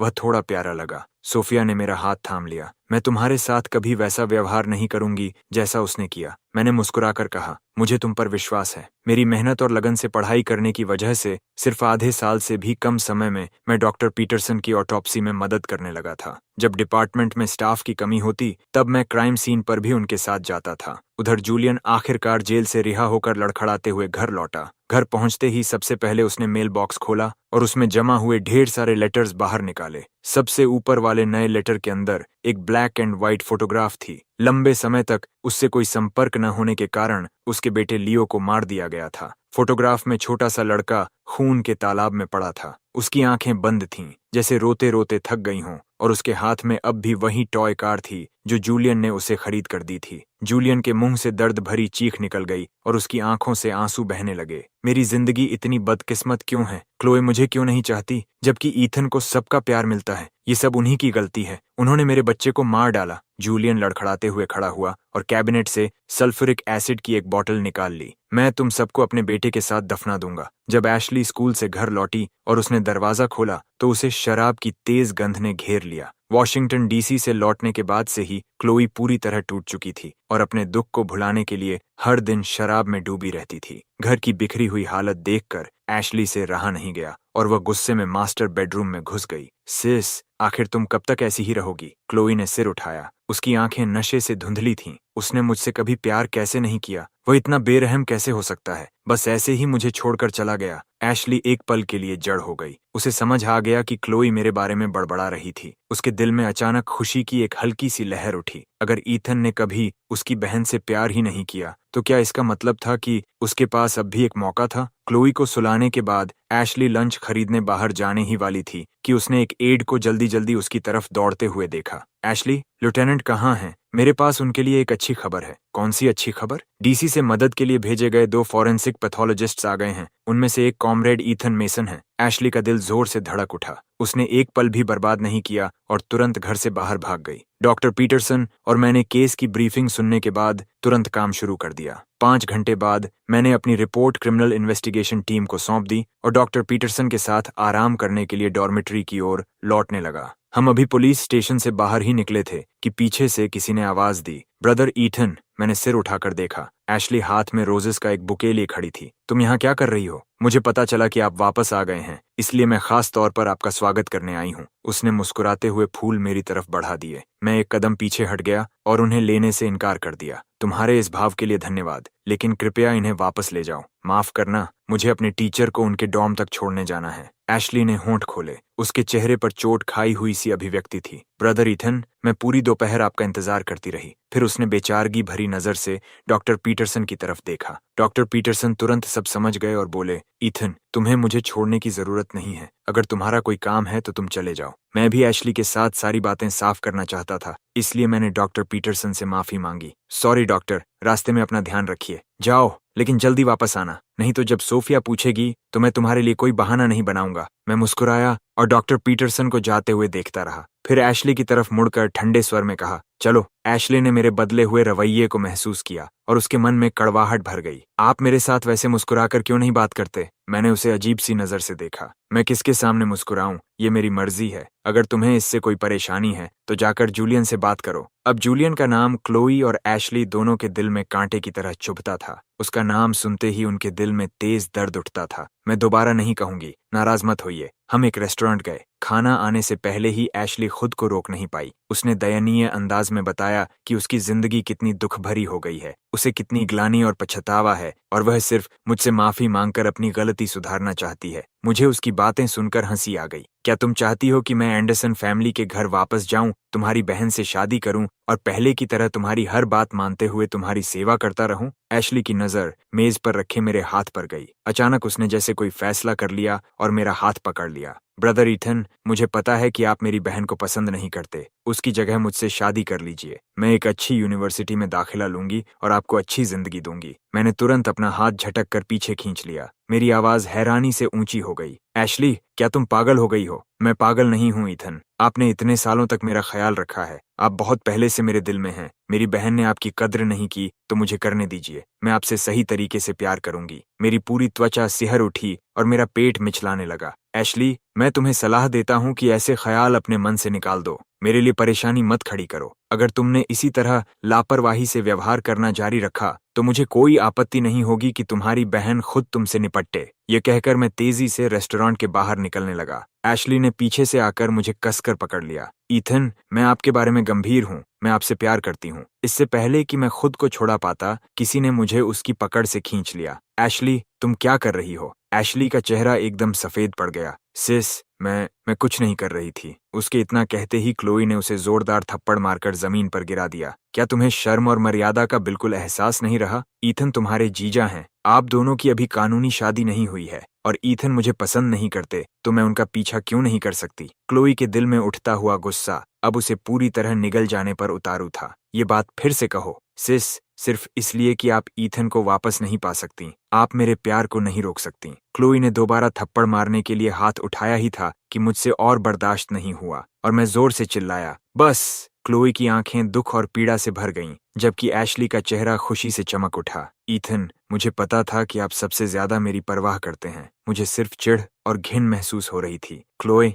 एशली, क्या तुम दोनों सच में खुद को इतना बड़ा इनाम समझती हो? अगर मुझे एक एहसान न चुकाना होता तो मेरी जिंदगी में कभी भी तुम दोनों से कोई रिश्ता नहीं होता। तुम लोग पहले ही मेरी जिंदगी के 5 साल बर्बाद कर चुकी हो। मैं अपनी बाकी जिंदगी भी तुम्हारे परिवार पर क्यों बर्बाद करूं? तुम लोग कहती हो कि मुझसे प्यार करती हो, लेकिन क्या वह सचमुच प्यार है या सिर्फ मुझे खो देने को स्वीकार न कर पाने की जिद? अपने दिल में तुम खुद सच जानती हो। दोनों बहनें वहीं जड़ होकर खड़ी रह गईं। उनकी आंखें लाल थीं और उनमें पछतावा और दर्द साफ दिखाई दे रहा था। ऐसा नहीं है ईथन, हमें सच में अपनी गलतियों का पछतावा है और हम सच में तुम्हारे साथ अच्छा व्यवहार करना चाहते हैं। मैंने उन्हें ठंडे स्वर में बीच में ही रोक दिया। मुझे इसकी जरूरत नहीं है। मुझे तुम दोनों में से कोई भी नहीं चाहिए और मेरी एक गर्लफ्रेंड है। मुझे उम्मीद है कि अब तुम लोग मेरी जिंदगी में दखल नहीं दोगी। इतनी जल्दी कैसे? क्या वह सोफिया वैंस है? हाँ, सोफिया और मैं बचपन से एक दूसरे को जानते हैं। हमारे परिवारों ने बहुत पहले ही हमारी एंगेजमेंट तय कर दी थी। अगर वह हादसा नहीं हुआ होता तो आज तक हमारी शादी हो चुकी होती और हमारे बच्चे भी होते। इतना कहकर मैं वहां से चला गया। अंधेरे के एक कोने से जूलियन यह सब देख रहा था। उसकी नजर बारी बारी से हम तीनों पर गई और आखिर में मेरी दूर जाती पीठ पर टिक गई। डॉक्टर पीटरसन और मेरी मदद से हत्यारे को बहुत जल्दी पकड़ लिया गया। अपनी कृतज्ञता जताने के लिए पुलिस चीफ ने एक रेस्टोरेंट में प्राइवेट रूम बुक कराया। कुछ ड्रिंक्स के बाद मैं ताज़ी हवा लेने के लिए बाहर निकला, लेकिन वहां फिर से क्लोई और एशली से सामना हो गया। अगर तुम दोनों मेरा पीछा करना बंद नहीं करोगी तो मैं रिपोर्ट कर दूंगा। ईथन, हम तुम्हें परेशान नहीं करना चाहते। हम सिर्फ दूर से तुम्हारी रक्षा करना चाहते हैं। तुम्हारी मौजूदगी ही मेरे लिए सबसे बड़ा खतरा है। मेरी जिंदगी में जितनी भी चोटें लगी हैं उन सब की वजह तुम दोनों हो। मेरी बात सुनते ही दोनों को एक साथ वे सारी घटनाएं याद आ गईं जो उन्होंने मेरे साथ की थीं। मैं वापस मुड़ने ही वाला था कि अचानक तेज भागते कदमों की आवाज सुनाई दी। गुर्राता हुआ पागलों जैसा जूलियन हाथ में एक बोतल लिए मेरी तरफ दौड़ता हुआ आ रहा था। क्लोई और एशली दोनों एक साथ मेरी तरफ लपकीं। ईथन, सावधान, तुम सब नरक में जाओ। बोतल में भरा कोई अज्ञात लिक्विड मुझ पर फेंका जाने ही वाला था कि अगले ही पल हवा में गनशॉट की आवाज गूंज उठी। जूलियन की कोहनी में एक खून से भरा छेद बन गया। वह दर्द से चीख उठा और बोतल का कुछ लिक्विड उसी के ऊपर गिर गया। भयानक दर्द से वह जमीन पर तड़पने लगा। बहुत दर्द हो रहा है, क्लोई, मुझे बचाओ। डॉक्टर पीटरसन और स्टेशन के मेरे साथी दौड़ते हुए बाहर आए। ये सल्फ्यूरिक एसिड है, इसे जल्दी हॉस्पिटल ले जाओ, नहीं तो ये मर जाएगा। मैं सदमे में जड़ हो गया था। मुझे तब होश आया जब सोफिया दौड़ कर आई और उसने मुझे कसकर गले लगा लिया। सोफिया, उसने मुझे मारने की कोशिश की। ईथन, मैं यहाँ हूँ, अब कोई तुम्हें चोट नहीं पहुंचा सकता। भगवान का शुक्र है कि मैं समय पर आ गई। क्लोई और एशली ने एक दूसरे की तरफ देखा। दोनों ने एक दूसरे की आंखों में कड़वी निराशा देख ली। क्लोई ने एशली का हाथ पकड़ लिया। चलो, लेकिन एशली की नजर अब भी सोफिया पर टिकी हुई थी। उसके दिल में अब भी हार न मानने की एक हल्की सी चाह बाकी थी। इमरजेंसी ट्रीटमेंट की वजह से जूलियन की जान तो बच गई, लेकिन एसिड ने उसका चेहरा पूरी तरह बर्बाद कर दिया था। अपनी शक्ल स्वीकार न कर पाने की वजह से वह हॉस्पिटल के कमरे में हर दिन पागलों की तरह चीखता चिल्लाता रहता था। ये मेरी गलती नहीं है। किस्मत मेरे साथ इतनी नाइंसाफी क्यों करती है?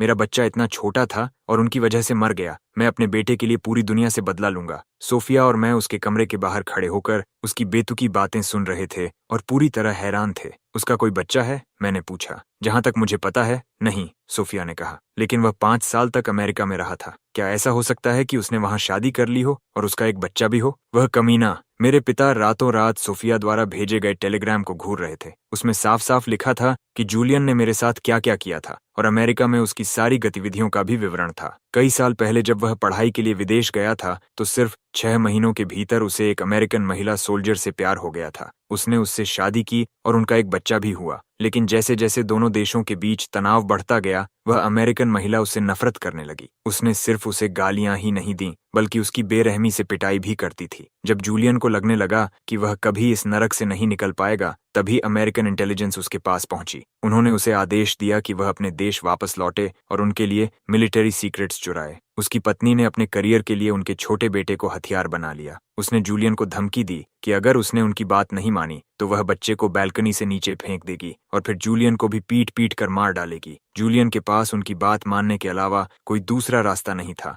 देश लौटने के बाद उसने अपना निशाना क्लोई पर साधा और सफलतापूर्वक कुछ इंटेलिजेंस चुराकर सौंप दी। डेविड मेसन ने जोर से मेज पर हाथ मारा। इस मामले से जुड़े सभी लोगों को तुरंत जांच के लिए हिरासत में लो। साउथ वेस्ट मिलिट्री रीजन के ट्रेनिंग ग्राउंड में क्लोई ने अभी अपनी सुबह की ड्रिल पूरी ही की थी कि अचानक सैनिकों की एक टुकड़ी ने उसे चारों ओर से घेर लिया। तुम लोग क्या कर रहे हो? लेफ्टिनेंट क्लोई एंडरसन, तुम एक एस्पियोनाज केस में शामिल हो। नेशनल सिक्योरिटी ब्यूरो को पूरी जांच करनी है। कृपया सहयोग करो। कॉमरेड वैंस, मैंने कभी अपने देश के साथ विश्वासघात करने जैसा कोई काम नहीं किया। ये झूठा आरोप है। तभी उसके पीछे से कमांडर की आवाज आई। ये झूठा आरोप है या नहीं, नेशनल सिक्योरिटी ब्यूरो अपनी जांच के बाद पता लगा लेगा। क्लोई घबराकर उनकी ओर मुड़ी। कमांडर, आप मेरे चरित्र को जानते हैं। मैं ऐसा काम कैसे कर सकती हूँ? मैंने तुम्हें बहुत पहले ही कहा था कि अपने निजी रिश्तों को ठीक तरह से संभालो, लेकिन तुमने कभी मेरी बात नहीं मानी। ये सब तुम्हारे अपने किए का नतीजा है। अगर तुम्हारे भीतर अभी भी एक सैनिक के कर्तव्य की भावना बची है तो जांच में सहयोग करो और नुकसान को जितना हो सके कम करो। क्लोई स्तब्ध खड़ी रह गई और उसके पास कोई जवाब नहीं था। तभी 2 सैनिक आगे बढ़े और उसे पुलिस व्हीकल में बैठा कर ले गए।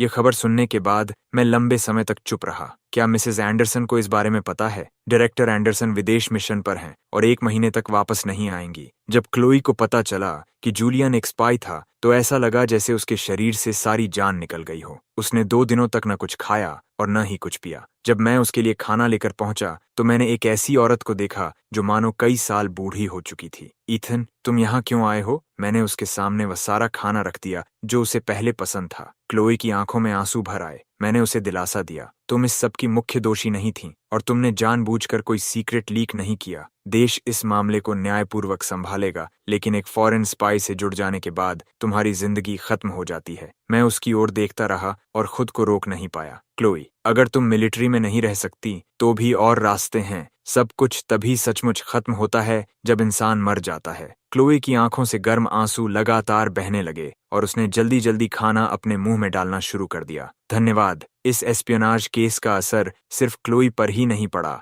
बल्कि एशली भी इसकी चपेट में आ गई। जॉर्ज टाउन यूनिवर्सिटी में उसका दाखिला लगभग तय था, लेकिन इस स्कैंडल की वजह से वह पॉलिटिकल बैकग्राउंड चेक में फेल हो गई। जैसे ही एशली ने यह खबर सुनी, वह लगभग टूट गई और नदी में कूदने की कोशिश की, लेकिन उसके टीचर ने समय रहते उसे रोक लिया। घर लौटने के बाद उसने जोर से दरवाजा बंद किया, उसे लॉक किया और फर्श पर बैठकर बेबस होकर रोने लगी। अपनी धुंधली हालत में उसे लगा जैसे उसे एक जानी पहचानी कोमल आवाज सुनाई दे रही हो। मैं एक गरम गरम पकवान लेकर उसकी ओर आ रहा था, मुस्कुरा रहा था और उससे कह रहा था, रो मत। क्या तुम्हारी बहन ने नहीं कहा था कि लड़कियों को इंडिपेंडेंट और स्ट्रांग होना चाहिए? अपना चेहरा पोंछो और आकर खाना खाओ। मैंने उसकी ओर अपना हाथ बढ़ाया वह उसे देखती रही, उसे पकड़ना चाहती थी, लेकिन उसका हाथ सिर्फ खाली हवा को ही पकड़ पाया। जब उसे होश आया तो घर अंधेरा और ठंडा था। वहां न खाना था और न ही मैं था। एशली दौड़कर अपने कमरे में गई। वह तस्वीर निकाली और उसमें बने मेरे चेहरे को दीवानगी और मोह से भरी नजरों से घूरती रही। जब तक मैं ईथन को वापस घर नहीं ले आती, सब कुछ फिर से पहले जैसा हो जाएगा।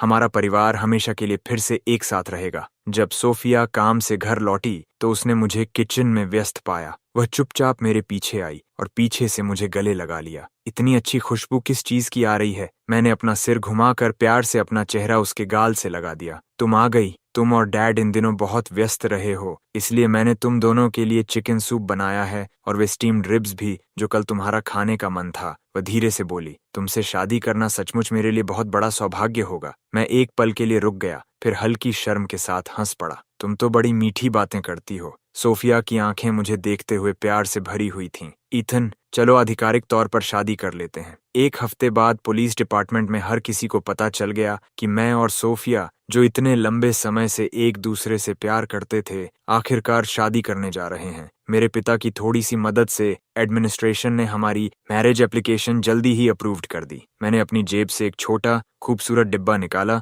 और एक घुटने के बल बैठ गया। सोफिया, फिल्मों में कहते हैं कि अगर तुम उस लड़की से शादी करना चाहते हो जिससे तुम प्यार करते हो, तो पहले उसे प्रपोज करना चाहिए। मैंने वह छोटा डिब्बा खोला जिसमें एक चमकदार रिंग जगमगा रही थी। सोफिया, मैं उम्मीद करता हूँ कि पूरी जिंदगी तुमसे प्यार करूं और तुम्हारे साथ बूढ़ा हो जाऊं। क्या तुम मुझसे शादी करोगी? सोफिया की आंखों से आंसू बहने लगे और उसने रूंधे हुए गले से कहा, मैं करूंगी। मैंने उसकी उंगली में रिंग पहना दी। पगली, रो क्यों रही हो? तुम्हें तो खुश होना चाहिए। सोफिया आंसुओं के बीच मुस्कुरा दी। हमारी शादी अगले महीने की शुरुआत में तय हुई। सोफिया ने अपनी सारी बचत लगाकर एक होटल बुक किया और वेडिंग ड्रेस खरीदी, जबकि लगातार डाउरी गिफ्ट्स मेसन परिवार के घर पहुंचने लगे। शादी से एक दिन पहले सोफिया मुझे सेमेट्री लेकर गई। सोफिया के माता पिता और मेरी माँ, सभी को यहाँ दोबारा दफनाया गया था। हम खास तौर पर अपने बड़ों को यह खुशखबरी देने आए थे। मैंने जमीन पर शराब अर्पित की। माँ, मुझे बहुत खुशी है कि आपने दूरदर्शिता दिखाते हुए मेरे और सोफिया के लिए इतनी अच्छी बहू का चुनाव किया। आपका बेटा हमेशा आपका आभारी रहेगा। माँ, मैं उस लड़की से शादी करने जा रहा हूँ जिससे मैं प्यार करता हूँ। मुझे पता है कि स्वर्ग में आप मेरे लिए जरूर खुश होंगी। एक पल के लिए मुझे सचमुच ऐसा लगा जैसे मेरी माँ ऊपर से हमें भावुक होकर देख रही हूँ। हम शाम होने तक सेमेट्री से नहीं निकले। सोफिया ने ध्यान से ड्राइविंग अपने हाथ में ले ली। तुम थोड़ा सो जाओ, घर पहुंचने पर मैं तुम्हें जगा दूंगी। मुझे नींद नहीं आ रही, मैं तुम्हारा साथ दूंगा। ये सब किसी सपने जैसा लग रहा है। मैं उसकी ओर झुका और उसके गाल पर किस किया। अब कैसा लग रहा है? अभी भी सपना लग रहा है? सोफिया की आंखें मुस्कुराहट से सिकुड़ गईं। वह जवाब देने ही वाली थी कि अचानक एक साइड रोड से एक कार तेजी से निकल आई। हेडलाइट्स की चमक में मैंने एशली के चेहरे पर फैली हुई टेढ़ी, डरावनी मुस्कान देखी। मैं कुछ समझ पाता उससे पहले सोफिया ने खुद को मेरी ओर फेंक दिया और मुझे कसकर अपनी बाहों में भर लिया। हमारी कार जोरदार टक्कर से पलट गई और कई मीटर तक घिसटती चली गई। पुलिस को बुलाओ, बहुत खून बह रहा है, पहले इन्हें बचाओ, सबको कार से बाहर निकालो। चक्कर खाता हुआ और बदहवास में एक दयालु अजनबी की मदद से कार से बाहर निकाला गया, लेकिन सोफिया, जिसने मुझे टक्कर से बचाने के लिए अपना शरीर मेरे सामने कर दिया था, कार के अंदर बिल्कुल निश्चल पड़ी थी। मैं किसी तरह रेंगते हुए उसकी ओर बढ़ा। सोफिया, नहीं, जागो। लेकिन मैंने उसका नाम जितनी बार भी पुकारा, उसने कोई जवाब नहीं दिया। निराशा और दुख की एक अथाह लहर ने मुझे पूरी तरह घेर लिया और मैं उसके पास ही बेहोश हो गया। इस जानबूझकर किए गए हादसे की दोषी एशली एंडरसन पैरामेडिक्स के पहुंचने से पहले ही मर चुकी थी। उसका शव 10 दिनों तक मोर्ग में पड़ा रहा। फिर हाल ही में रिहा हुई क्लोई उसे लेने आई। वॉशिंगटन डीसी की उस बरसाती सुबह वह सोफिया के हॉस्पिटल रूम में आई और मेरी ओर देखकर बोली, ईथन, क्या तुम ठीक हो? सोफिया की वजह से मुझे सिर्फ मामूली चोटें आई थीं, लेकिन सोफिया की दोनों किडनीज कई जगह से फट गई थीं और उसके शरीर के अंदर बहुत ज्यादा इंटरनल ब्लीडिंग हो रही थी। केवल 10 दिनों में उसे 5 बार इमरजेंसी सर्जरी के लिए ले जाया गया। एक के बाद एक क्रिटिकल कंडीशन नोटिस मेरे हाथ में दिए जाते रहे। मैंने सिर उठाकर क्लोई की ओर देखा। मेरी आंखों में न नफरत थी न दुख, मानो मैं सिर्फ एक खाली खोल बनकर उसके सामने बैठा था।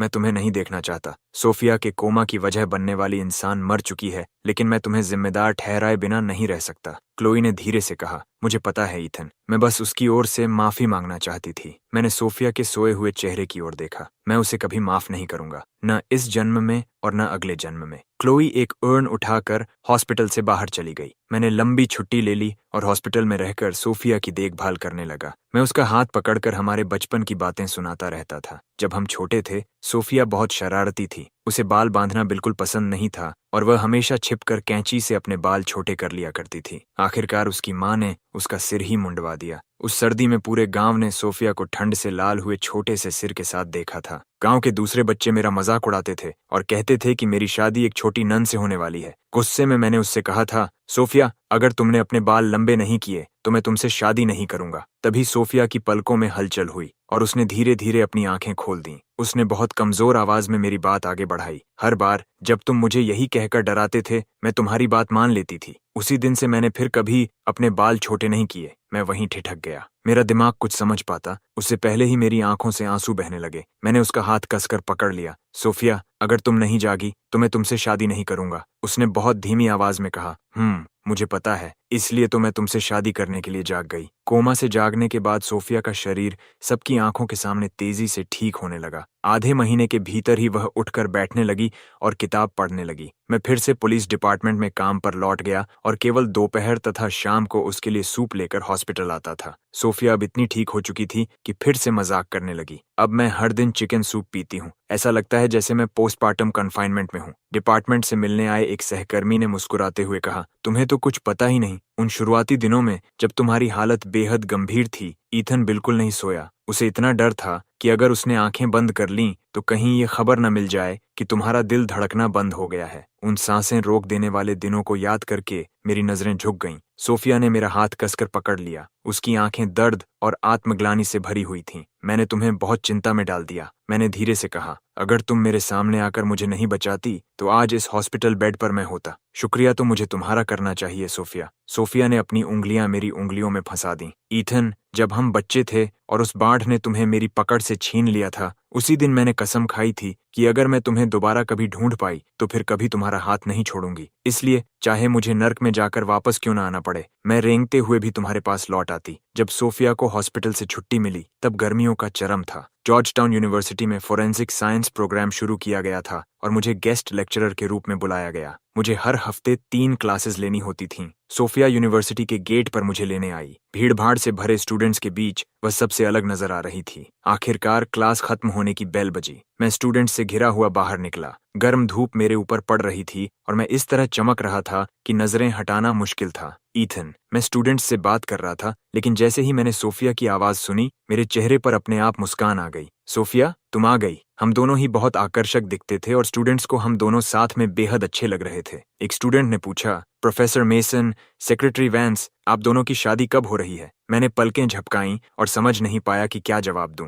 एक्सीडेंट की वजह से हमारी पहली शादी रद्द हो गई थी और अब आधा साल बीत चुका था। मुझे नहीं पता था कि अब भी शादी करनी चाहिए या नहीं। सोफिया हल्के से मुस्कुराई। देखो, मेरे पास क्या है। किसी जादूगर की तरह उसने वेडिंग कैंडी के कई पैकेट और वेडिंग इनविटेशन निकाल लिए। स्टूडेंट्स उत्साह से उन्हें लेने लगे। प्रोफेसर मेसन, सेक्रेटरी वैंस, हम जरूर आएंगे और आपको अपनी शुभकामनाएं देंगे। मेरे चेहरे पर उतना ही आश्चर्य था जितना स्टूडेंट्स के चेहरों पर। ये सब क्या है? हमारी शादी के लिए? और किस लिए? तुमने यह सब चुपके से कब तैयार कर लिया? तुमने इसे मुझसे इतनी अच्छी तरह कैसे छिपा लिया? मैंने उसका गाल हल्के से पकड़कर मजाक में कहा, सच सच कबूल कर लो तो सजा कम मिलेगी, अगर विरोध किया तो कड़ी सजा मिलेगी। सोफिया मुस्कुराई। ठीक है प्रोफेसर मेसन, मैं हार मानती हूँ। तब मुझे पता चला कि सोफिया ने हॉस्पिटल से छुट्टी मिलने से पहले ही शादी की तैयारी शुरू कर दी थी। उसे बुरा लगता था कि मैं हॉस्पिटल और पुलिस डिपार्टमेंट के बीच लगातार भाग दौड़ कर रहा था, इसलिए उसने मुझे कुछ नहीं बताया। वह मुझे सरप्राइज देना चाहती थी।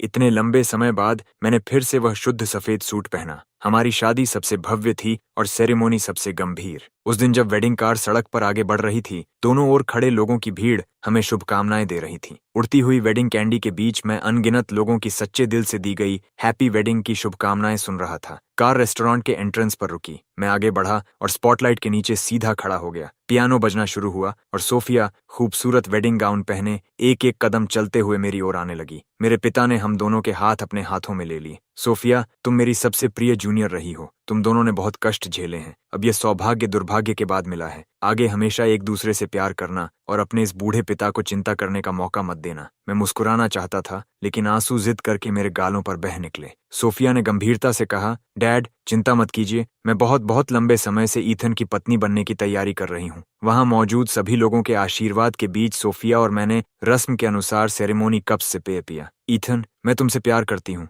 मैं भी तुमसे प्यार करता हूँ सोफिया। 5 साल बाद मेरे और सोफिया के घर एक बच्ची का जन्म हुआ। हमने उसका नाम नोरा रखा। डॉक्टर पीटरसन के रिटायरमेंट के बाद मैं डीसी पुलिस के फोरेंसिक डिपार्टमेंट का मुख्य सहारा बन गया। दूसरे राज्यों में होने वाले सभी सपोर्ट मिशन सबसे पहले मुझे ही सौंपे जाते थे। इस बार भी साउथ वेस्ट रीजन में एक नया केस था। जितना मैं उस जगह पर दोबारा कदम नहीं रखना चाहता था, काम सबसे पहले था। लेकिन मैंने कभी नहीं सोचा था कि इस बार मृतक मेरा एक पुराना परिचित होगा। ये पहली बार था जब मैंने क्लोई को इस नजरिए से देखा। मुझे हैरानी हुई कि केवल 5 छोटे वर्षों में वह मेरे लिए कितनी अजनबी बन चुकी थी। 1 महीने पहले पुलिस ने अपराधियों के एक हाइडआउट का पता लगा लिया था। उन्हें सतर्क होने से बचाने के लिए वहां एक अंडरकवर एजेंट भेजने की योजना बनाई गई। क्लोई ने अपने पुराने संबंधों का उपयोग करते हुए खुद को चीफ के सामने इस मिशन के लिए रिकमेंड किया। उसने पूरे 1 महीने तक एक सैनिक की उत्कृष्ट क्षमता और अनुशासन के साथ मिशन पूरा किया, लेकिन आखिरी क्षण में अपने एक साथी को बचाने के लिए उसने अपनी पहचान उजागर कर दी और बुरी तरह बौखला चुके अपराधियों की क्रूर प्रताड़ना का शिकार बनी। आखिरी सांस तक उसने एक सैनिक की दृढ़ता बनाए रखी और कभी भी कमजोरी का कोई संकेत नहीं दिखाया। उसकी कहानी सुनने के बाद मैं भावुक हो गया। अतीत में क्लोई के साथ मेरे चाहे जितने भी गिले शिकवे रहे हों,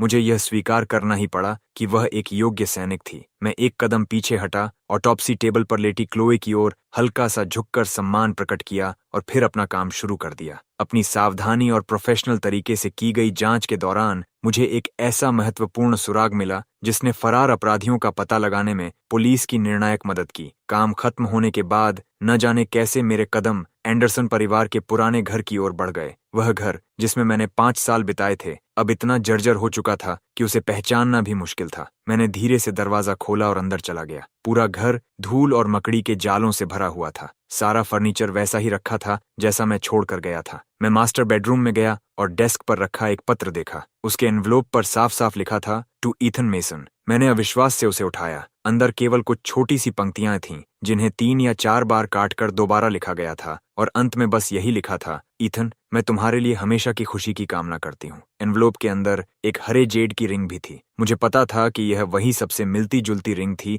जिसे वह ढूंढ सकी थी। धन्यवाद क्लोई। क्लोई के अंतिम संस्कार के बाद ही मैं डीसी लौटा। वह रिंग मैंने उसकी यर्न के अंदर ही छोड़ दी। मैं उसे अपने साथ वापस नहीं लाया। अतीत की सारी दुश्मनी जूलियन, एशली और क्लोई के चले जाने के साथ मानो हवा में घुलकर पूरी तरह समाप्त हो गई। आखिरकार मैंने सचमुच अपने अतीत को पूरी तरह पीछे छोड़ दिया था। जैसे ही मैं ट्रेन स्टेशन से बाहर निकला, एक गोल मटोल छोटी सी लड़की छोटे कैनन बॉल की तरह दौड़ती हुई मेरी बाहों में आ गिरी। डैडी, मैंने आपको बहुत मिस किया। मैंने उसे कसकर गले लगा लिया। सोफिया ठीक पीछे पीछे आई और उसने मेरा हाथ थाम लिया। ईथन, मैंने क्लोई के बारे में सब सुन लिया है। मैंने उसकी ओर देखा और मुस्कुराया। चिंता मत करो, मैं ठीक हूँ। मेरे चेहरे का भाव देखकर सोफिया मुस्कुराई, जैसे वह सब समझ गई हो, और हमें घर की ओर ले चली। एक और बसंत आ गया। मैंने एक हाथ से सोफिया का हाथ और दूसरे हाथ से नोरा का हाथ थाम रखा था। समय की शांत रफ्तार और बीतते वर्षों की सुकून भरी सुंदरता को महसूस करते हुए मेरे मन में बस यही विचार आया कि शायद आने वाला कल भी उतना ही सुंदर होगा।